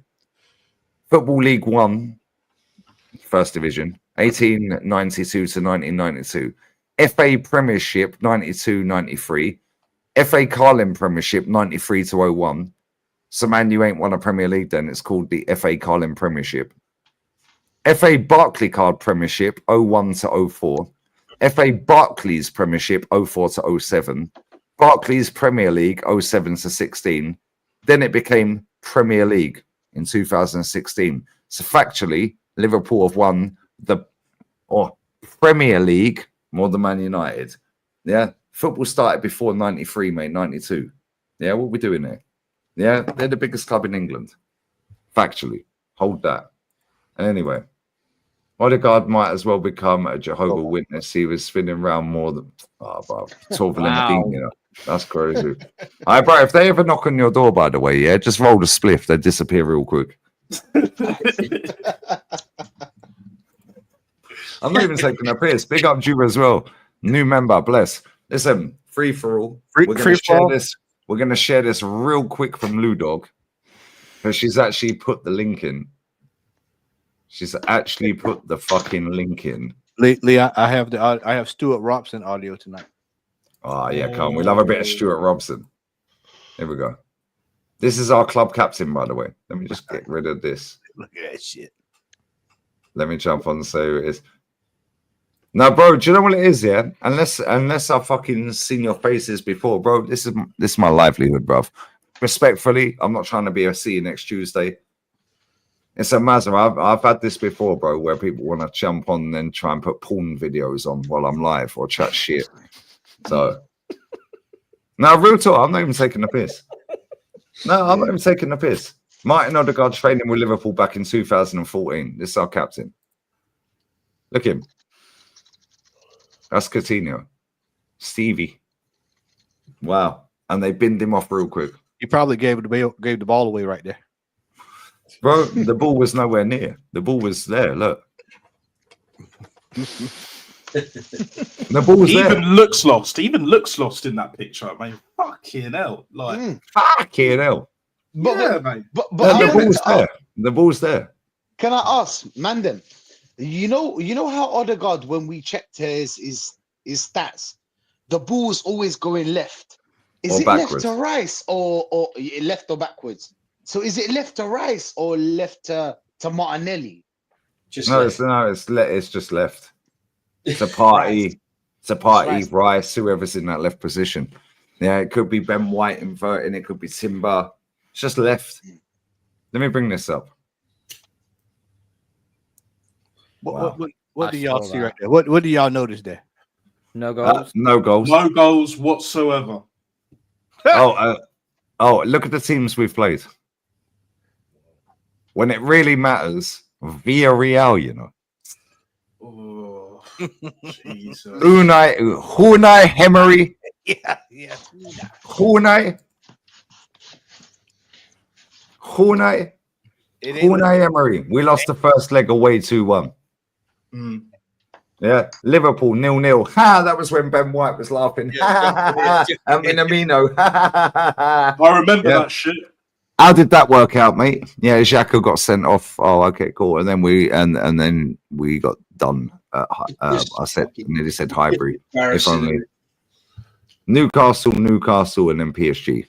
Oh dear. That's a shambles. Not a single fucking goal. Pressure's a privilege, guys. Yeah. Pressure is a privilege, guys. It's embarrassing. Fine margins. Here you go, Lee. Fine margin, guys. 0-7 on Ag. Is that what it was? Was it 0-7 on Ag? That's embarrassing. Was it 0-7 on aggregate? Against who? Yeah, I think it was. I think it was 0-7 on aggregate. But apparently Eddie Howe isn't better than Mikel Arteta, according to certain people. Do you know what I mean? Like apparently he can't do better than that. He's not exotic. He's not exotic. He's not called Eddie Haldinho, is he? If he was called Eduardo Aldinho, yeah, they'd all have their pants down for him. Yeah, like they do for fucking Iriola. Here you go, Lee. Right. It's embarrassing. Declan Rice can play that a little bit further forward. So that gives them a little bit more momentum, I would say, in front areas. He can make runs into the box as well and get on the end of crosses. Partey, he's a good defensive player. I don't think he's a wonderful passer of the ball. But as the two guys have said, Odegaard isn't penetrated enough at the moment. And with the two chances they had, which Ali said, one is Declan Rice picks up the ball and runs past midfield players. Basically, he was caught high up the field. Turn out, mate, if you can. And the second one, when Lewis Skelly gets the one, he turns his back and now is driving towards the goal. So you can then pick another pass out. That's what Odegaard has to do. But I don't think he's got the capabilities because he's not athletic enough. He's not dynamic enough when he gets half a yard to beat people. The only player that can do that in the front areas is obviously Martinelli, who can do it, but doesn't do it consistently. Saka was the danger whenever he got on the ball. Robbo, what could Arteta done differently today? Well, left. We got caught up in that first 30 minutes. Do we press the ball? Do we drop off? But they didn't do it. He didn't do it very well. You know, when you're playing against a very good side, you've got to make it difficult for them to play. And that sometimes means, yeah, you let them have the ball, but you force them into certain areas. So you know how to defend from that sort of area if it goes to the left back. They made a couple of different things. If I was on the sidelines, I'd have been saying to Timber, don't go on the straight angle to Kvaratskhelia, because every time that ball gets played, we lock them in, they play the ball down the side, he's only going to take his touch into his right foot, he's going to take his touch inside, and he committed 3 or 4 fouls and let PSG out. That when Arsenal actually pressed the ball quite well. So that was one area they had a problem. And they didn't pick up players that went short, as Dembele did for the goal, and they did it about 4 times in the game. And Odegaard was fucking ball watching. Downside, when they look as though they've got it locked in, and he played that sort of diagonal ball, and a midfield player or Dembele. What did I say? Diagonals. So there are 1 or 2 things that I think Arteta could have done a lot better, and I think they could have played with higher intensity at the very start of the game. It's a big test for Arsenal now in this second. I love Stevie Nicol. Mentality. Oh, is that Craig Burley? Yeah, that's Craig Burley. The sleeves up and and go against the odds. Because let's be honest, and we've all heard it about the injuries, you know, and they've had it, you know, Saka's been out, he's been out, but they've used it as an excuse. The challenge to Liverpool's, it's embarrassing. I mean, they're double digits. Did you catch that? Did you catch that? Ability to Play it back, mate. Go back. He's up and go against the odds. Because let's be honest, and we've all heard it about the injuries, you know, and they've had it, you know, Saka's been out, he's been out, but they've used it as an excuse. The title challenge to Liverpool's, it's embarrassing. I mean, they're double digits. So this is a big day for them. No excuses when they go to Paris. They know they're a good side. They know PSG are slick. It's time for these big players to tell, not more than about, oh, Kai Havertz is out. Is that making a big difference? Not really. Really? Yeah, they missed Gabriel, but Kivier's actually done a good job for them. So it's a big test of this squad's mentality, if we've been honest about it, because the Premier League title race has been a damn squib. This has been their saving grace because they get knocked out of all the other cup competitions in England by poor sides. And if they go there and crumble, poor sides, it's really not a good look on Mikel Arteta and the players. Just to add to that point, we've seen PSG crumble so many times in this position where they take an advantage into the second leg. Is there a different smell to this side this time?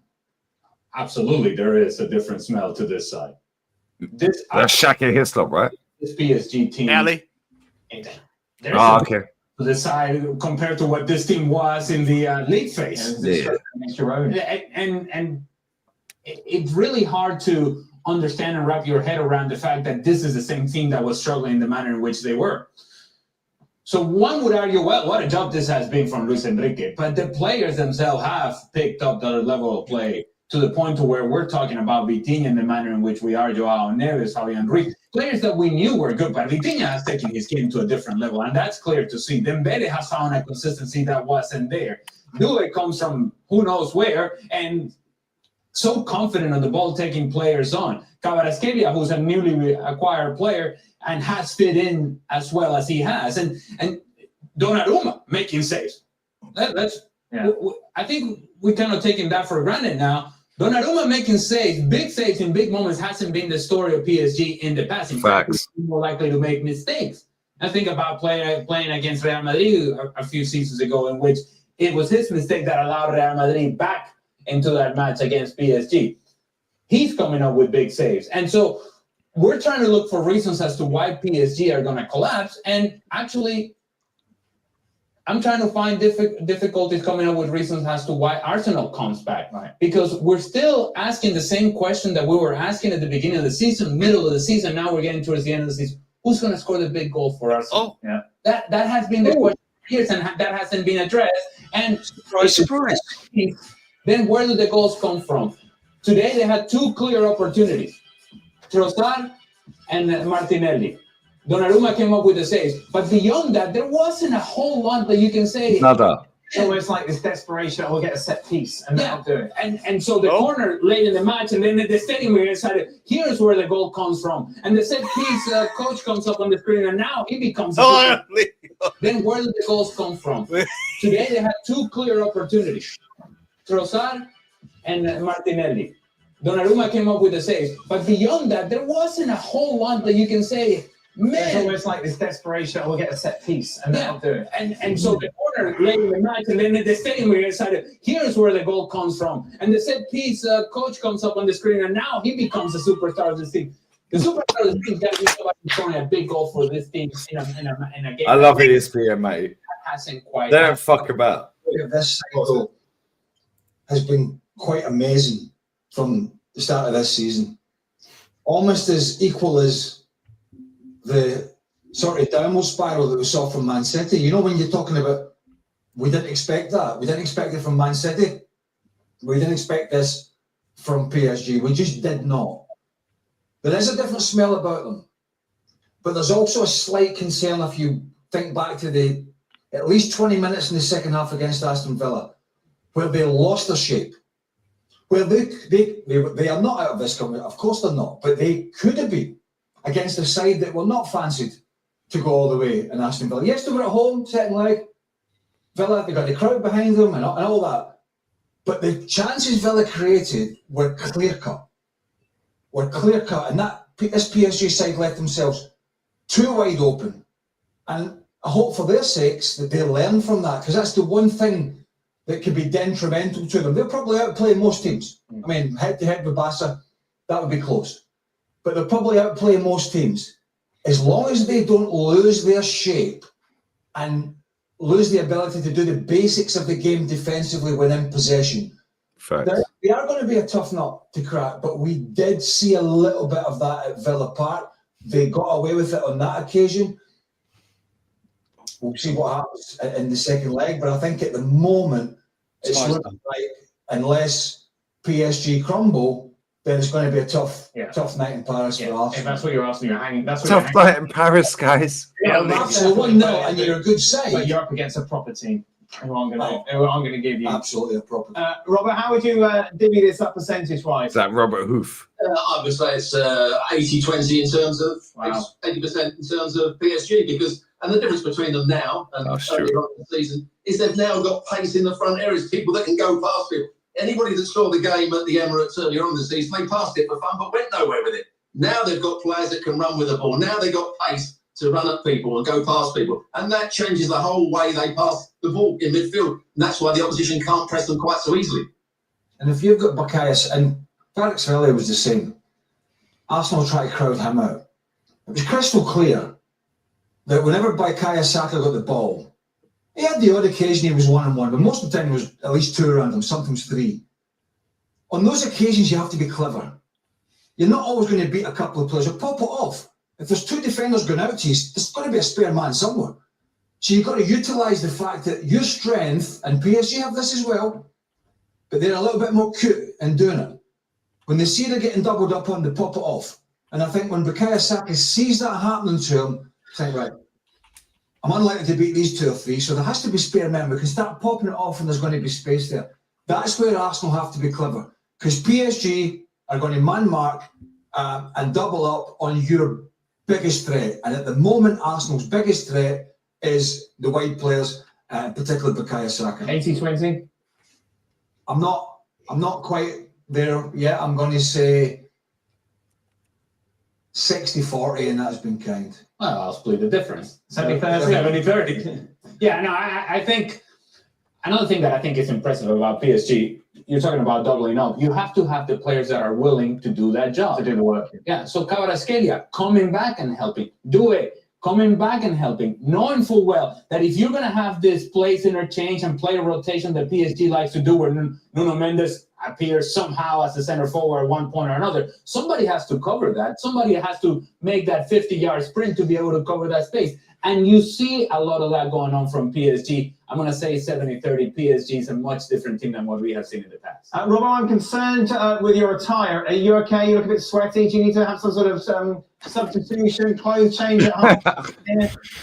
No, I'm absolutely fine. Then it's very warm in England at the moment. It's, I can see. It's about 30 degrees. So yeah, it's pretty warm. But there we go. Yeah. Then I've got this here from before you do that, I know Cole's got to bounce out. Cole, bless up, my guy. Yeah. Give us your final thoughts, man. Just an absolute shit show tonight from this team and this manager. Yeah, I think 70-30 does sound about right for us to get back into it, but it's going to be a long road ahead in order to do so. And my stance hasn't changed. If he doesn't win this Champions League, he needs to be binned. Yeah. And Odegaard needs to be binned with him, and so does Kai Havertz. So does Calafiori, so does Marino. If you're going to continue to play in midfield, we are going to go into World War III if we don't get this done. We are, and we're prepped and ready for it. Thank you for having me on, mate. Much appreciated. I need to get some sleep because my boy's going to wake up in like 3 hours' time, and and I've got to deal with a fucking top gooner tomorrow morning as well at my work. So I'm not going to be. Just ask him where he was after the game because he never replied. Yeah. Yeah. Bless up, Cole, man. Bless up. Norms and DJ, I've got to bounce. Norms, bless up to you, my bro. Yeah. Man's had a fresh trim as well. See, we all had a fresh trim for the game, and we all fucks up. We go again FC next week, yeah? Go again FC. That's all it is. That's what it is, man. I'm just gutted, man. You know what I mean? Just absolutely gutted. You know the worst thing before I go? You know, the reality, if we're not careful, yeah, you could probably see either Tottenham or Man United scumbagging their way and winning the Europa League, and we don't come away with nothing. Yeah, Right, but so don't worry, they finished 16th. Yeah, and City who's had a better season? And If then you City ain't lifted one of these, if you have not lifted a trophy, No, but Norms, they take league finish as a better season over trophies. That's how we roll at Arsenal. So Tottenham finishing 16th and scumbag in the Europa, and us finishing second, winning nothing. Oh, but where were you? We're in the champion. Oh, so are they. But they finished 17th. Oh, but you finished 17th. Yeah, they go on league finish, bro. It's progress. Yeah, well, that's why, Lee. That's Go why on, I said Cole. Cole. Yeah. Go, man. I'm going now before my intrusive thoughts about Tottenham winning Europa League get to me. So I'll bid you adieu. Mwah, and good night. I'll chat around. Go on, Noms, then we'll get DJ's thoughts after. Yeah. Listen. I'm gonna bounce, man. But listen, big up to the chat. Big up to everybody in the panel. Nesta, Matty, DJ, Rashid, Lee Gunner. Thanks for having me on again. Listen, we go again next week. We'll see what happens. I'm doing my What's Going On podcast show tomorrow, and I've entitled it that these cheerleaders are a bunch of jokers. That's my title for the show. Cheerleaders, FC. That's what they are. Nah, bless up, Norms, man. Cheers, Get some rest, man. Get some rest. When's wifey back from the US? When's she back from the US? Take it easy, yeah. When's she back from the US? I'll pick her up on Sunday. Oh, you got time, bruv. Stay up. No. Hang on, go. DJ, I know you got work as well. Yeah, bless up to you. It's been a long night. You was there, bruv, live and direct. Yeah, I was there, man, and Aaron was there as well, and Dan and everyone, and Ken. Just really flat. You know, it's just how it's been. It's just how it's been. You know, we've had one-off games where we've, got upbeat and got a bit excited, but few and far between, guys. Few and far between. And I'll say it again: if nothing's done, and we'll be back here again next season, and we'll be chatting We won't. We ain't in the semi-final next season, mate. We'll be chatting about the same problems in the league, and we'll be chatting about the same problems in the cup competitions under this manager, because he's a manager that we should go and get for the free. Ain't going to cost us nothing. Get him in there. Sorry, DJ. Champions League 2012, managed Villa in 16, and he's now a manager out in South Korea for Hyundai. Who's that? Don't know. Who's it? Who that is? Who's it? You. What do you mean? Well, do you not know, Jay? No, who's it? Roberto Di Matteo, mate. Sorry, mate. I pressed the wrong one there. I moved it all around. I was just going to do the Roberto. I need to change that to Andrea Berta, mate. Oh, yeah. Mafioso bad boy Berta, mate. It's going to be a big summer. Go on, DJ. I know you got an early start. Sorry, mate. I was just going to say, it's going to be a huge summer, guys, and we just got to do the right thing, because if this club don't do the right thing, we'll be back here again. Ridiculous. But anyway, guys, bless you all. Bless up the chat again. Lee, thank you very much. Matty, always a pleasure. Yep. Everyone that's been on the panel tonight. Yeah. And, you were the best. You were the best signing of the season. Market opportunity. Bless up, Matty. Bless up, Matty, man. You did the call-in show, Matty. Matty's DJB is a market opportunity. He's Marmouche. He's Marmouche. I get a sign off. Yeah, definitely. Yeah, you get a kickback on that, mate. Bless up, DJ. Bless up, guys. All the best to you. Everyone, guys. Yeah, bless you all. Bless up. I appreciate you, bro. All the best, guys. Take it easy. Let me grab these. Anyone else needs to leave, because I'll stay live for I've got about an hour left. I'll do this audio and then I'll probably bounce. But go ahead. Yeah, I've got max an hour. Let me grab these supers real quick. Matt and Lee, who's your team in the season currently? Any 11 from Liverpool? Yeah. And throw Any in, 11 from Liverpool. throw in Chris Wood, Mateta. You could throw in a couple of players from other teams, you know. Yeah, the team of the season's Liverpool. They walked it. So any 11 from them. Well, Yeah. Team of all of this Premier League. Yeah. But team of the season, Liverpool. Any 11 from them. Big up Jew. Super sticker. Bless up, brother. Big up Marco. What would be your thoughts if Arsenal decided to replace Arteta with Ancelotti? Which player would you sign from the Bundesliga? I would take Ancelotti in a heartbeat. Yeah, and the first player I'd sign from the Bundesliga would be Harry Kane. Oh, facts. Facts. For me, I'll just answer this very quickly. No, sorry, go on, Richard, go on. Yeah, I was going to say Wirtz. You know that guy, that number 10 from... Obviously, I didn't see him that... But from what I saw, that guy's a baller, I'll be real. That guy's a baller. Wirtz. Yeah, I'll take We that need a guy. striker, bro. I'll We take need a that. striker. Because Kane to kill it. But we don't have any creativity, Lee. Kane's the I know that creativity Kane and the would finisher. probably bag. Okay, I guess so. I'm with True, Rashid. I would take Florian Wirtz in a heartbeat because he is everything that scam guard, fraud and deception guard, disappearing guard, and all of them ones there. Do you know what I'm saying? He is everything that these top gooners think Odegaard is, basically. Bottom line. Period. Now, Harry Kane, I'm considering that he played for Tottenham. That's the only why I put him on so the does side. Sol Do you know Campbell, what I'm bro. saying? Come on. Roll it back. Roll him back to I guess we got years. better. Big up Simply Red, bruv. I just think we could get like Gyökeres, or if we don't get Gyökeres, bring Ivan Toney from Saudi. I don't care. Right, he scored today in the Champions League semi-final away to the best team in Saudi at their ground. Elite. That's what I'm saying, bro. Wirtz and Ivan Toney be clear. Yeah, come on, man. Mahrez with a bad boy assist. 1 goal in 7 semi-final legs under Arteta. Big up Jason McNeil. And that's being a penalty. And since Arsenal beat Real Madrid at home 3-0, they've drawn with Brentford and then Palace and now lost to PSG. 1 goal in 7 semis. Wow. Yo, Viagra FC. That's what we need. Yeah, Viagra. We need Viagra.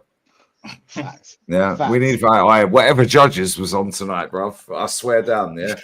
They need to take a dose of that because Judges, bro, I swear down.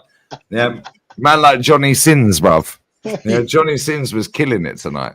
Stop donating, man. We need to kick on. Bless up to everyone who's donating. Doesn't matter if we buy a striker next season. We don't have a playmaker. Nothing will change. Get rid of that to bum dickhead setter. That's big up.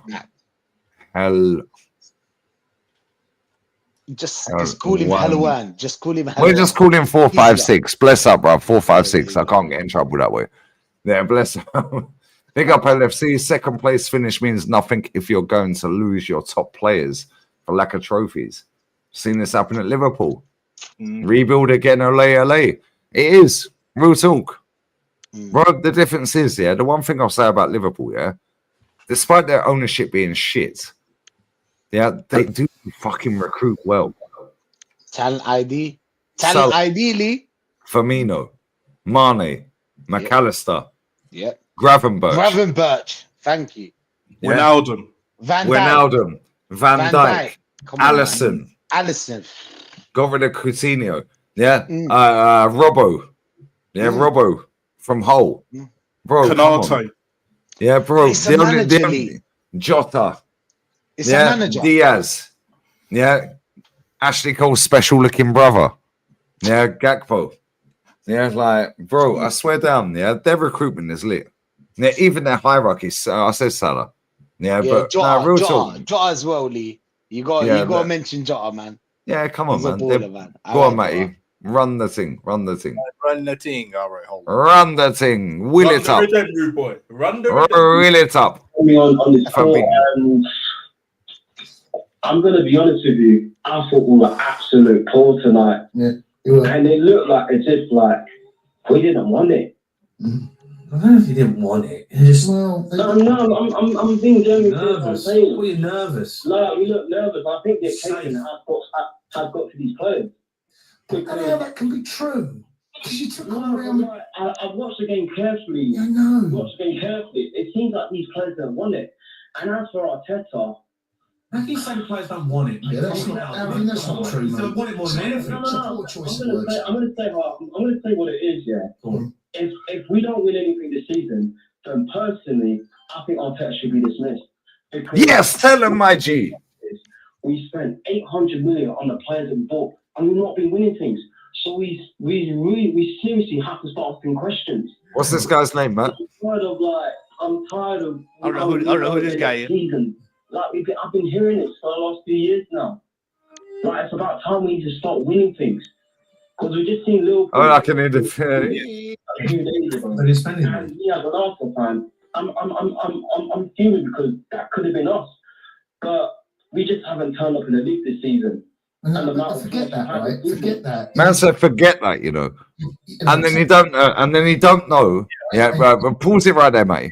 Then he doesn't fucking know who this is. Jason Cundy, yeah. Man said, "Forget the league," yeah, and he don't know who this is. He's a manager that we should go and get for the free. Ain't going to cost us nothing. Get him in there. Won the Champions League 2012.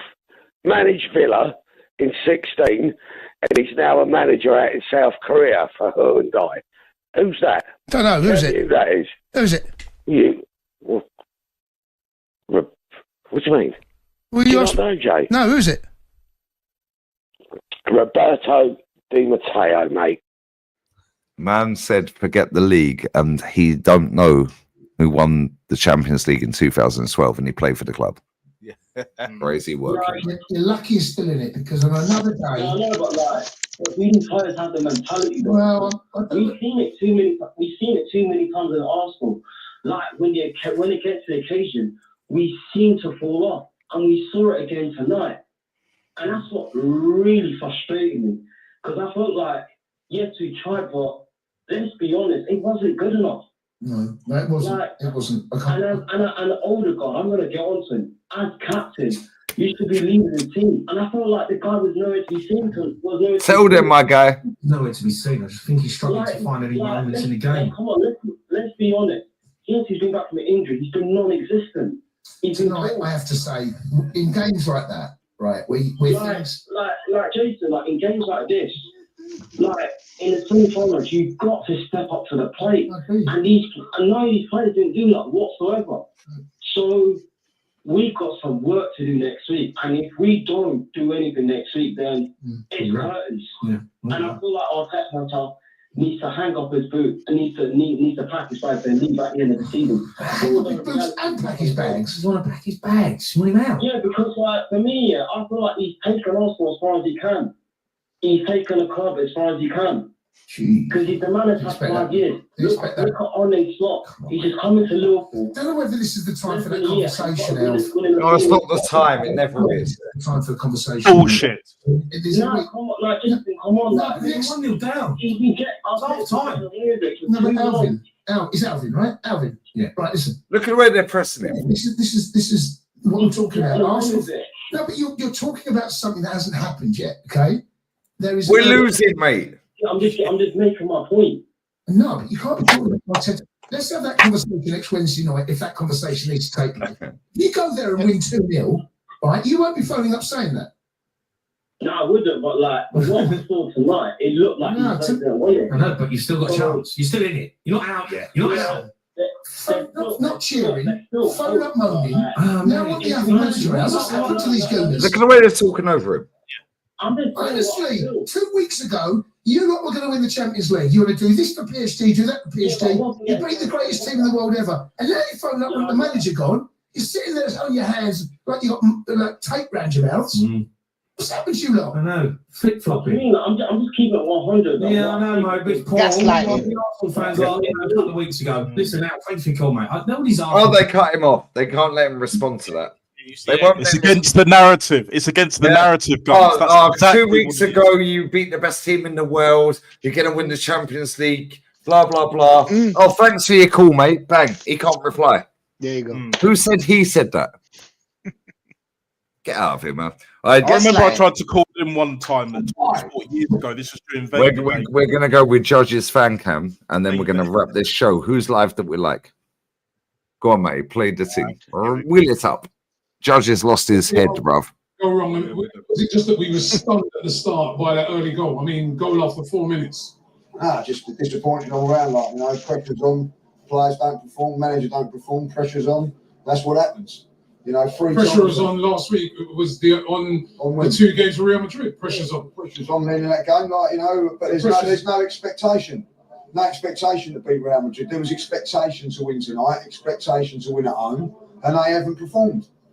You know what I mean? Like, it's 3 times now in cup competitions we've gone out at home. Unacceptable at home all the time, keep losing at home. Every time, like big games last season, Villa lost. Hold on, I'm going to go back. Expectation to win. Expectation to Pull up. tonight, expectation to win at home, and they haven't performed. You know what I mean? Like, it's 3 times now in cup competitions we've gone out at home. Unacceptable at home all the time, keep losing at home. Every time, like big. I love you. Y'all deep that. 3 cup competitions at home. Man United, Newcastle, and then tonight. Brother. Bro, man, this is year 5, good gentlemen. This is year 5. But it's progress, mate. Sporting Lisbon, Villarreal, Galatasaray, Olympiacos. Yeah, I know that was. Yeah, sorry, Olympiacos. Yeah, I said Galatasaray, Olympiacos. Sorry, but it's progress. We've got semi-final. See, at the end of the season, they'll tell you, finals, second place without a striker, unprecedented circumstances, all the injuries. Where the trophies at for those semi-finals at, y'all? Show them to me. It's progress. It takes time. It doesn't matter, Matty. It doesn't matter because Spurs finished 15th and got to a final and lost. I'm going to show y'all what progress. I'm going to show you. And Man United lost in the semi. Give me 1 second. And Spurs got to the final and Bilbao won the trophy. So neither of them 2 dickheads won anything. Chelsea lose to Betis or Fiorentina. I'm about to show y'all what you get for progress. Matty, even if they win, it's a Europa League. Champions League and Europa League is not the same thing. Yeah, it's second rate. This is what you get for progress. Right here. This is what you get for progress. Yeah, nada. Right there. Mate, shred that shit right now. A bunch of nothing. Games last season, Villa lost. You know what I mean? Big games, you know, keep dropping points in the league. You keep dropping points. Goals conceded all the time. It comes back and bites you when you play against top class teams, and that's what happened today. Manager's got to have a big look at himself today. Got everything wrong today. What did you get wrong? The team selection weren't properly. The midfield was all over the place. Didn't sort that out. So what should he have done in the team selection? Well, you were happy with it? No, like at the end of the day, I get what he done with it. I understand. But you just said he got it wrong. I replaced Skelly now. You see the pressure in midfield. Look at the way he's pressing him. Genga press.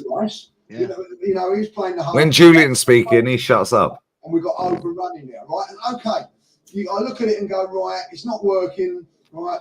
Well, he never changed it, Rob. Was you unhappy with the lineup at the start of the game? Listen, I have turned around and said from the day one, my team would have been Timber or Tierney at left back and bring in Miles Skelly into midfield because I didn't want to lose what Declan Rice does for us in midfield. Not only do we lose Thomas Partey in this game today, by the way, he's got to take a lot of play. 1 second. Wait, look at he's talking over him. I've told you every more times I've got to fucking tell you. Skelly in midfield. Declan Rice stays his side. No, but where's I'm saying wherever fucking holding midfielder, Rob. Lewis Skelly holding midfielder. Holding midfielder, yes. Declan Rice doing what he's doing. When's he ever played there? When's he ever played fucking left back? He never played. Mate, pause it right there, please. Sorry. Yeah. Go ahead. When has this geezer ever played fucking left back, mate? Yeah. Oh, when's he ever played DM? When's he ever played left back, Robbie? Do you know what I heard, guys? Just before you play it, Matty, I just want to say this real quick, yeah? You know what I heard there? I had a fucking naff. Do you know what I'm saying? He's done it again. He's done it again, that fucking Robbie Lyle. He's done it again, that fucking Robbie Lyle. That little fucking bastard. He's done it again, that Robbie Lyle. If you tell them put MLS in the midfield, they'll be like, when has he ever played in the midfield? When's he ever played at left back? There you go. Fucking weak in the youth team. Like every Fucking have you seen him play fucking left back? When have you seen him play left back until he's fucking done it? Don't make excuses. Don't not make excuses. Calm down, right? Fucking right. Calm down. Champions League semi-final, right? Yeah. And you're going to experiment with him playing there as a holding midfielder. You have to find something within. He found fuck all within today, Rob. That's it. I don't know, man, because what else did he do? Up front, we lost Marino. What was Marino today? He lost. He had no energy in there. He worked hard, but no energy. You've got to Declan Rice. Look, Thomas Partey, by getting him booked, is a scandal. Well, I think you're better off saying that. I think it's easy to say what you're saying now. Because hold on. No, I'm saying. No. Bring some balance. Don't wind me up. Going with that team to start off with, and fucking change it when it ain't All right, working. that's fair enough. But what I'm saying is, right, I'm going to bring a bit of balance to proceedings, yeah? Well, I'll tell you what, we ain't put no fucking balance in the midfield or fucking. No, I'm done. What I think probably the manager's thinking. Thomas Partey's out. There's no Jorginho who'd normally play that position either. Right? So that's why we all know Declan Rice can play there as a holding midfielder. Yes, you're right. We have lost a bit with him going there. We've got overrun, Rob. But you can understand why he's there. It's just easy to come here and say what you're saying. I understand that. I'm not having a go. I turned around and said at the beginning of I've said it all the time. I would have done that. Hindsight's a wonderful thing, but I said it in the beginning. I wouldn't have done that. Right. I would have put Marino up front. We lose a little bit with him going up top today as well. There was that decision, right? It took away. We'd lost Thomas Partey. Then we took Declan Rice out of his position that he had, where he couldn't do that job. We needed energy in that midfield around it. And fellas, I'm gonna pause right there. You know, it's like the manager today. He's had a whole 2 weeks to process what he's going to do with the Thomas Partey miss. It's like you know, your teacher give you the exam is on this day, and you don't study shit for the exam. And you get to the exam, and you trying to cram the night before. Yeah, the manager didn't even think about what to do, because had he sat down and looked at it, he would have simply made the moves. And like he said, you know, you could have put Skelly there, Zinchenko. You know, Matty, you need to understand. He thought that Moreno would work. He bought him as a midfielder. Why do you think he bought him? To use him in situations like this. Because he really believes that this guy's a midfielder. He fucked up putting him in midfield. He's the third best midfielder at Sociedad, bro. He done the same thing. I've got to say this. Arteta done the same thing with Villa last season when he put fucking Havertz in midfield. Facts. Playing him up front when it was kind of working. And Jorginho passed it straight to fucking Tillemans. One ball over the top. Boom. Gone. And then for the second goal, Smith Rowe was the exactly. Thank Smith you. Rowe was the last one.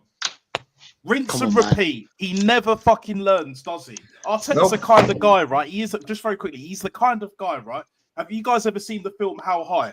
Have you ever seen the film How High? At the beginning, you know, at the beginning with Method Man and Red Man, they got to go community college. They got to smoke that chiba to get through before they get into Harvard and shit. That's what Arteta's relying on.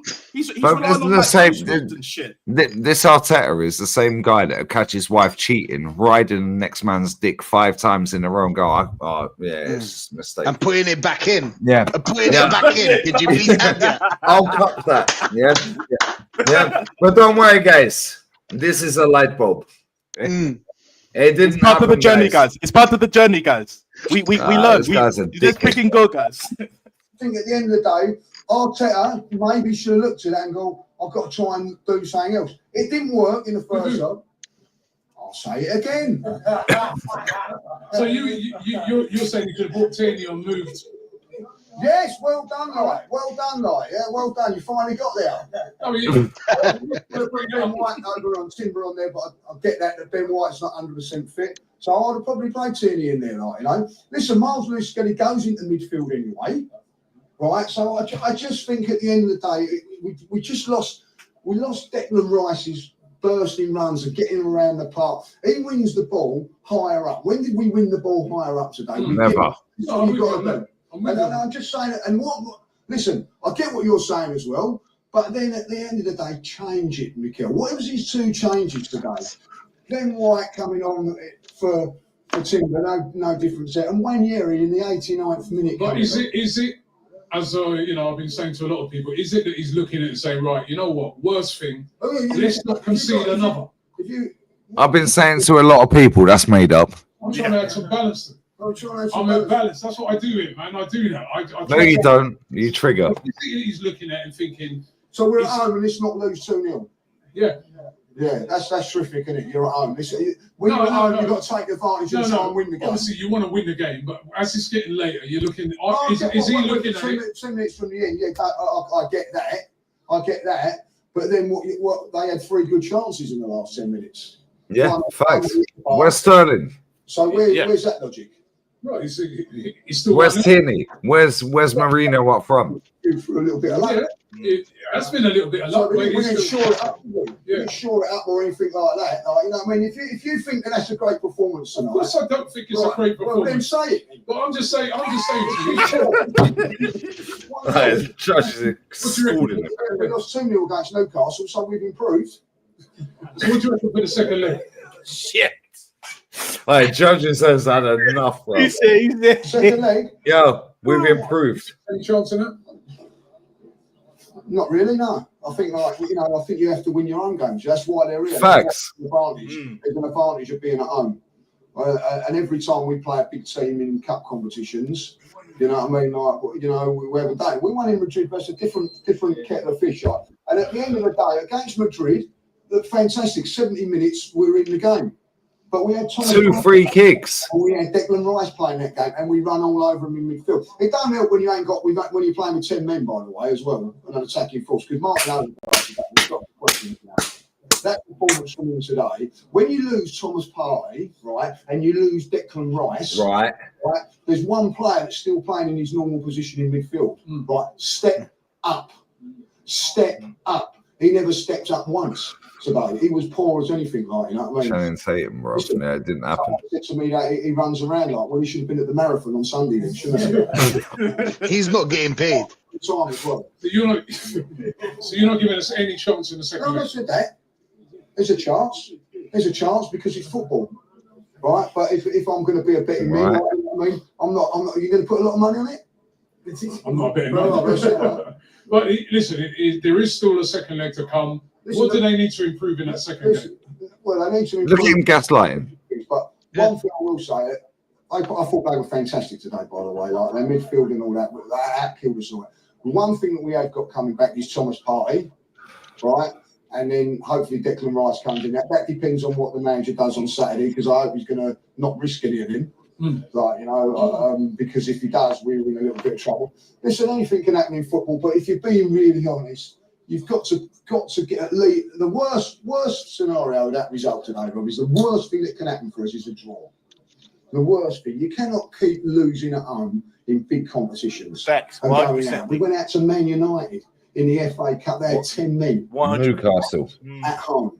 You know what I mean? Like, and yes, we've listen. We've gone to Holland and won 7-1. Did anybody think we could win there 7-1? I didn't. Like, we was all thinking we'd take a draw. You know what I mean? Unfortunately, like, you know, even in this game, the one thing that I said, the biggest positive that I can say about tonight is there's no away goals rule. That is a massive thing. Like, as soon as that goal went in, I said, thank God there's no away goals rule, because it doesn't, you can get one, you can go over there and whatever, like, you know, it's just, I think they could have got another one today. I think if there was an away goal rule, they may have been a little bit more braver in that. But at the end of the day, that doesn't matter now. The away goal rule don't matter. I just want, what really frustrates me about today, forget about tactics, forget about everything, it's the performance, Rob, like, you know what I mean? It wasn't there. Like the first 10 minutes of that game, I'm sitting there, I'm going, have I got my passport on me? Have I got the Eurostar here today? Like, because I think we was at home whatsoever. They come here, right, in the first 10 minutes and totally dominated us. From 1 to 11, they've run all over us, like, you know what I mean? And it find us or whatever. You cannot turn around and say that's because of one player being out of the team. Like, I know we've got like Gabriel out, but let's face it, Kivier's done very, very well for us. And I have to say, like today, I thought, you know, Martinelli, he's got to score that. People that go, oh, it's a good save, and it's this, that. But it's European semi-final. You have to take that chance. The Trossard one, that's an unbelievable save, because I'm out there thinking it's going. Someone said to me earlier on, and it's a fair point, and can I argue this? Can you argue? Martinelli goes through against Madrid. Do you think he's going to score? What you said, Lee? I did. Why? Because there's not so much pressure on it. There was massive pressure on that goal for that attack, and he fouled, like, you know. And listen, at the end of it, small margins. I don't know how much it was offside. Margins, guys. Showing the goal on the screens of that sort of tells me that it's a goal, like, you know. I mean, I'm always quite confident that it's a goal, but then obviously it weren't. So listen, if we'd have got that goal, I think we'd have gone on and won the game. That's why it could be different in the second leg. An early goal. Bonus we content, teamed Lee. up Bonus with content. UK, PSG. What did you make of the game? And why you got them boots for starters? Got the wrong hat. I'll tell you Arsenal. Well, your manager said to bring your boots and come kick ball. Everybody gonna kick. So you know what? You don't say I'm not back in the Yeah, man. I listen to your manager. Everybody's like, well, today you can see today that Thomas Partey was a real missing midfield. The first 20-25 minutes, we just did not turn up. And I said to you, when we played the game against the last game that we played here, Crystal Palace, you cannot turn on and turn off like that. You have to keep that momentum up there. You have to. And you see, look at this atmosphere in the stadium. If this didn't have a roof on it, they could never close it tonight. Yeah? The fans did what we're supposed to do. We bring it here. And the players in the first, like I said, the first half an hour, they was lost. It was in the game. Too much pocket of space PSG get. Especially much. The first goal line is right down the middle of the park. The first goal, that's what I'm saying. The pocket of space where they keep on creating in the first 2-3 minutes. We're not closing down quick enough. This is why Dembele scored a goal. Because we didn't close down too much space. You understand? And we thank God it's only one. Thank God it's only one. Right at the end. They could have scored again. I mean, it was a Barcola. Yeah, I don't understand. Oh, I miss that. I don't get it. Oh, I miss it. You understand? We get a couple of chances. Martinelli get one, but the keeper... The keeper did make a couple of brilliant saves. The keeper did... Brilliant saves, you know. But then again, could he work him more? He's a big keeper, isn't he? I mean, you know, at first I was thinking Cole Martinelli got. When I looked at it again, he actually did open his body up, did put it. He made 2 brilliant saves at Donnarumma. He's a big keeper. He, you know, he's so very good on those one-on-ones. Yeah, and like I said, we have to do something with our captain. Come on, man. Mikel Arteta saying that he's rough and but Odegaard, like something like, I don't mind like not playing him next game. If they have to, in the second leg. Yeah, yes. Why not play Waneri? It's either or either. Waneri is there for the future. Come on. It's either what we're gonna do. Keep on going with Odegaard and we're not getting like tonight. Odegaard did not. He never kick a shot to goal. Like we don't get nothing from him. Yes, you know that we're using Trossard and he's a man like people to run off, but you have to adapt. As a captain, as a midfielder, as a creator, you have to adapt with everybody playing around you. You have to. But we're not getting that from Odegaard. Since he come back after hamstring, everybody saying, oh, he's injured. Saka come back after injury. And it doesn't look like Saka was injured. Yes, tonight his game wasn't there because we were going back too much. We played too much side pass, too much back play. We didn't get the ball. I would go at them because that is the best way to defend, is to go at them. You understand? We didn't do that. Lewis Kelly have a tremendous game again. Like we're not gonna stop talking about this guy. He's fantastic today. He was fantastic, and he lead it. And I was worried that when he come into midfield, PSG gonna get down there, and he cover back. He do exactly what we ask of him, he dribble. We know that PSG they dribble the most in the champion in this league. Yeah, I think they've outpassed Barcelona now in the Champions League. So we know what they're gonna come with. So we should have our game plan as well. And Mikel Arteta didn't have it. 90 minutes they're gonna take off Odegaard. You should have react quicker than that. Do you think it's a case of him looking at it and thinking to himself, right, listen, you don't want to panic as well in these situations because there is another game. You don't want to go two goals down. I mean, we nearly did. But if you go 2 goals down, you're dead in, you're literally dead in this. 1-0, it's not over. You know what I mean? It's not great, but it's not over, is it? No, and I can't understand. That's not the team that we see play 2 weeks ago against Real Madrid here. You see, this is what I'm saying. On and off. It's killing us. That's not the team that play Real Madrid in Spain. That's not the team that play Real Madrid here. That's not the team. Where is that team? And it's the same player. Take out Partey. Yes, as I said, I know Partey was a big miss because in midfield we didn't have nobody. Declan Rice couldn't. Yeah, at certain point in time, yes, him take out the ball, dribble out the ball, but him have to remember that he cannot go forward too much because he is a seeker. You understand? So we know Partey was the one who dropped collect the ball and distribute it and take the pressure off us. But other players need to step up. Saka didn't have his best game, yeah. But come on, we cannot depend on Saka Yes, we can depend on him in one way, but in the next way, somebody else have to step up. It's interesting he brings that up because that's exactly what's happening again. We've gone completely back to pass the ball to Saka and Hope. Yep. We've gone back to that. Hope him. Well, Rashid, okay. You know what? You know why, Matty? I apologize. Because with a midfield like that, you cannot create. It's impossible. It's impossible to create with someone like Moreno against a team like PSG. You're not even going to get the ball. They're too quick. It's one pass. They're gone. You're not even going to, even if you put a foot in, it's too late. Vitinha's gone. Do you know what I'm saying? Fabio Ruiz, look at the pass Martinelli did there where we had the chance to lay a through ball. Yeah, and pinged it straight to the goalkeeper. you know what I fear. What my biggest fear is next week is we're gonna come out and be open, and PSG are gonna rip us to shreds. Long ball, Matty. What did PSG do? They brought us in. Yeah, long ball, because obviously you're gonna attack the other team, and they're gonna play a low block. So you're going to have to play a high line automatically. They're going to find Dembele. They're going to find Kvara. They're going to find Doué and so on. So even if L1 triangle, bro. That is literally L1 triangle. Hold that L1 triangle for a bit longer and you're in, bro.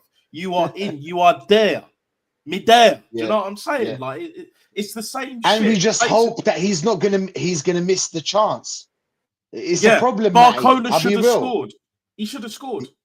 Yeah, I'll be real, man. Like it's a problem because Barcola should have scored.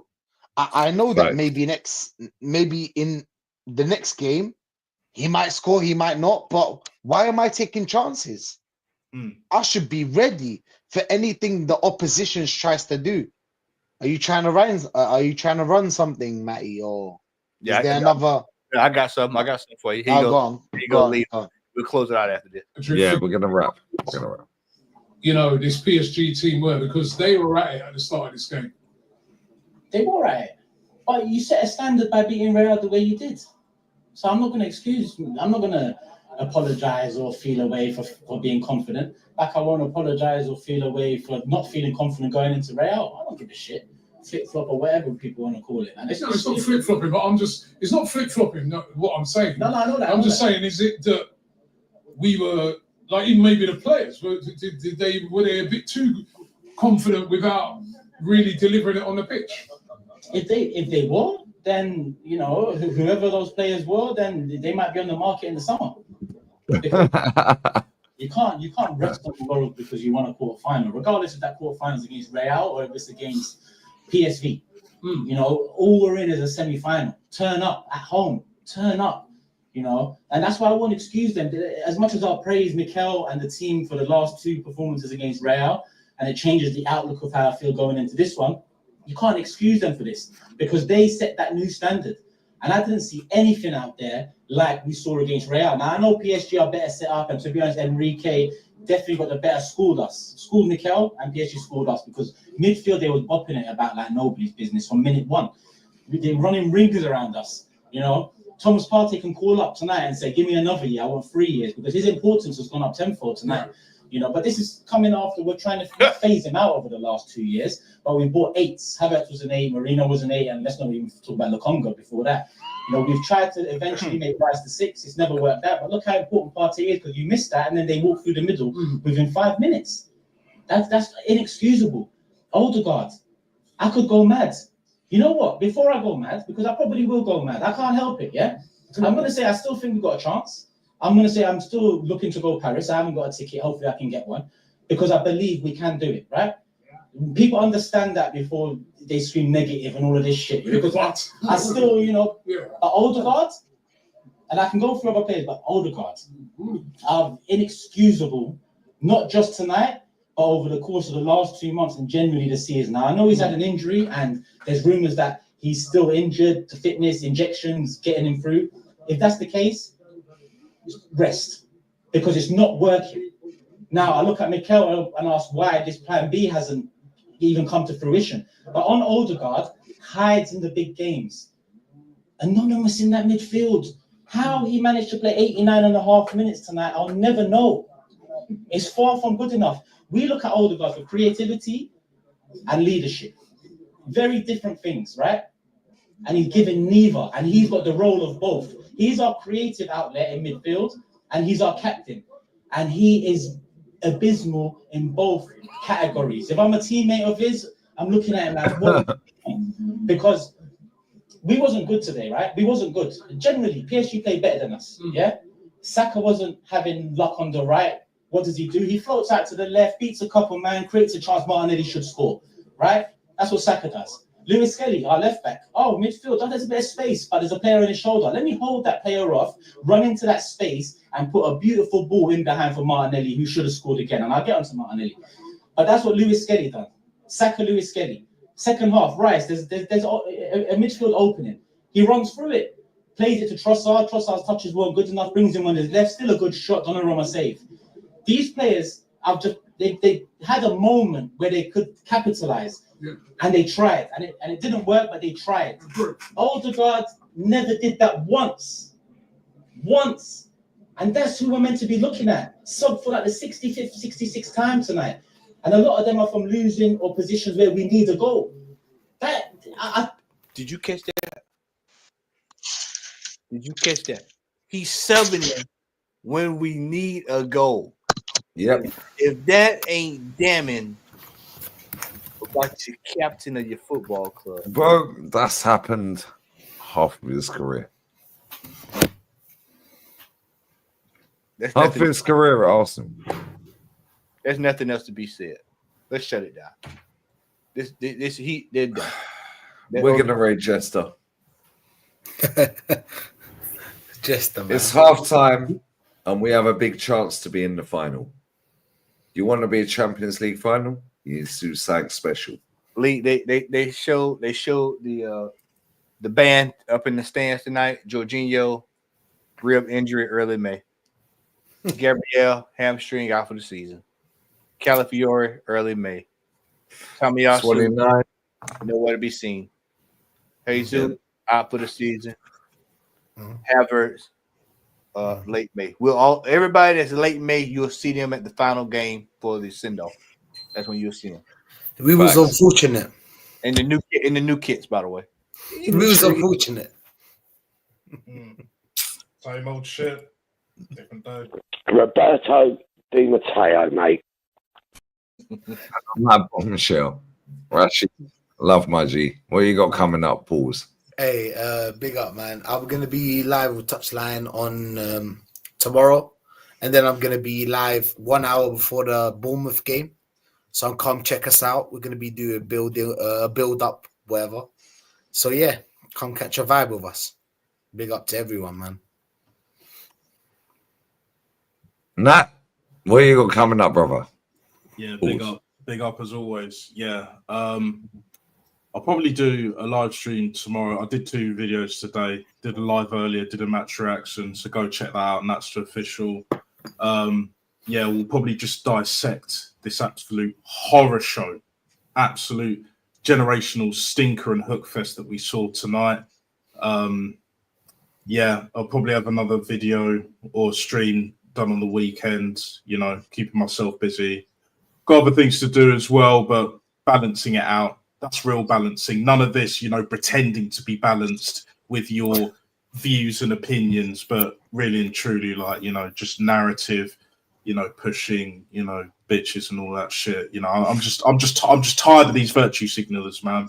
It's got to end. It has to end. When's it gonna end? Basically, when is it gonna end?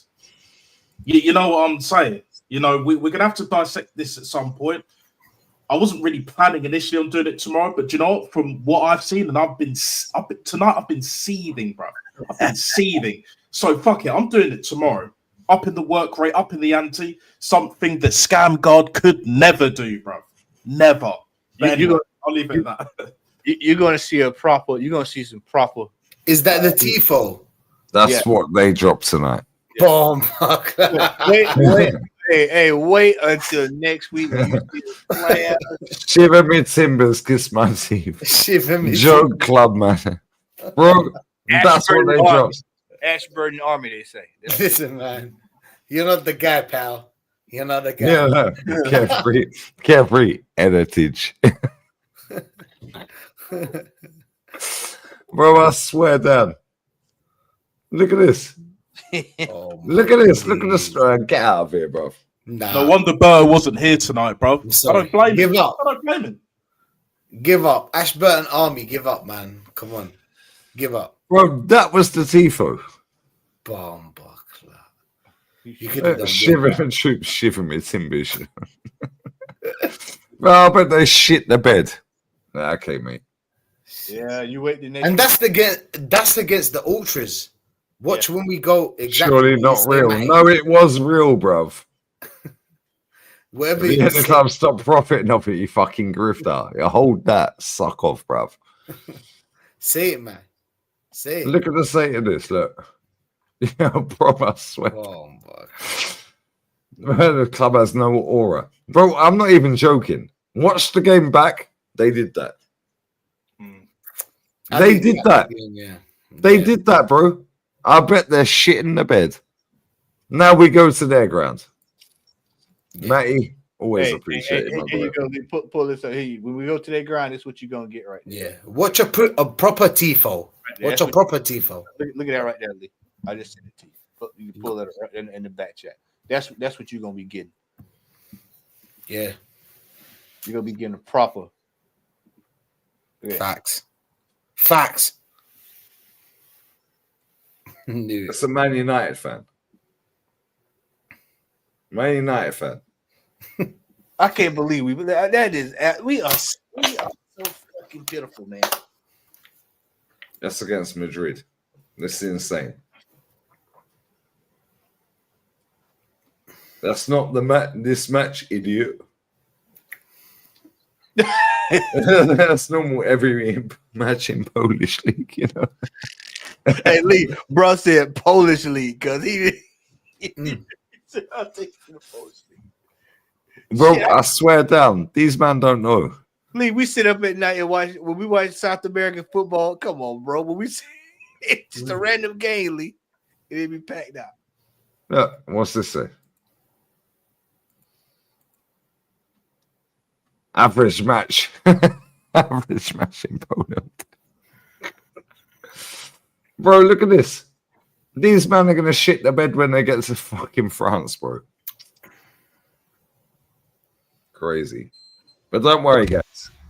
Yeah, don't worry, guys. Look at this. Look at this shit. Lee. Look at this shit right here. Look at this shit right here. Look at this. I just said to you. Look at this. Look at the back chat. Look at that shit right there. Just look at that right there. Could you imagine when Odegaard when he sees that? When they come out of the locker room, look to the left and then see that right there. That is. Look at this right here.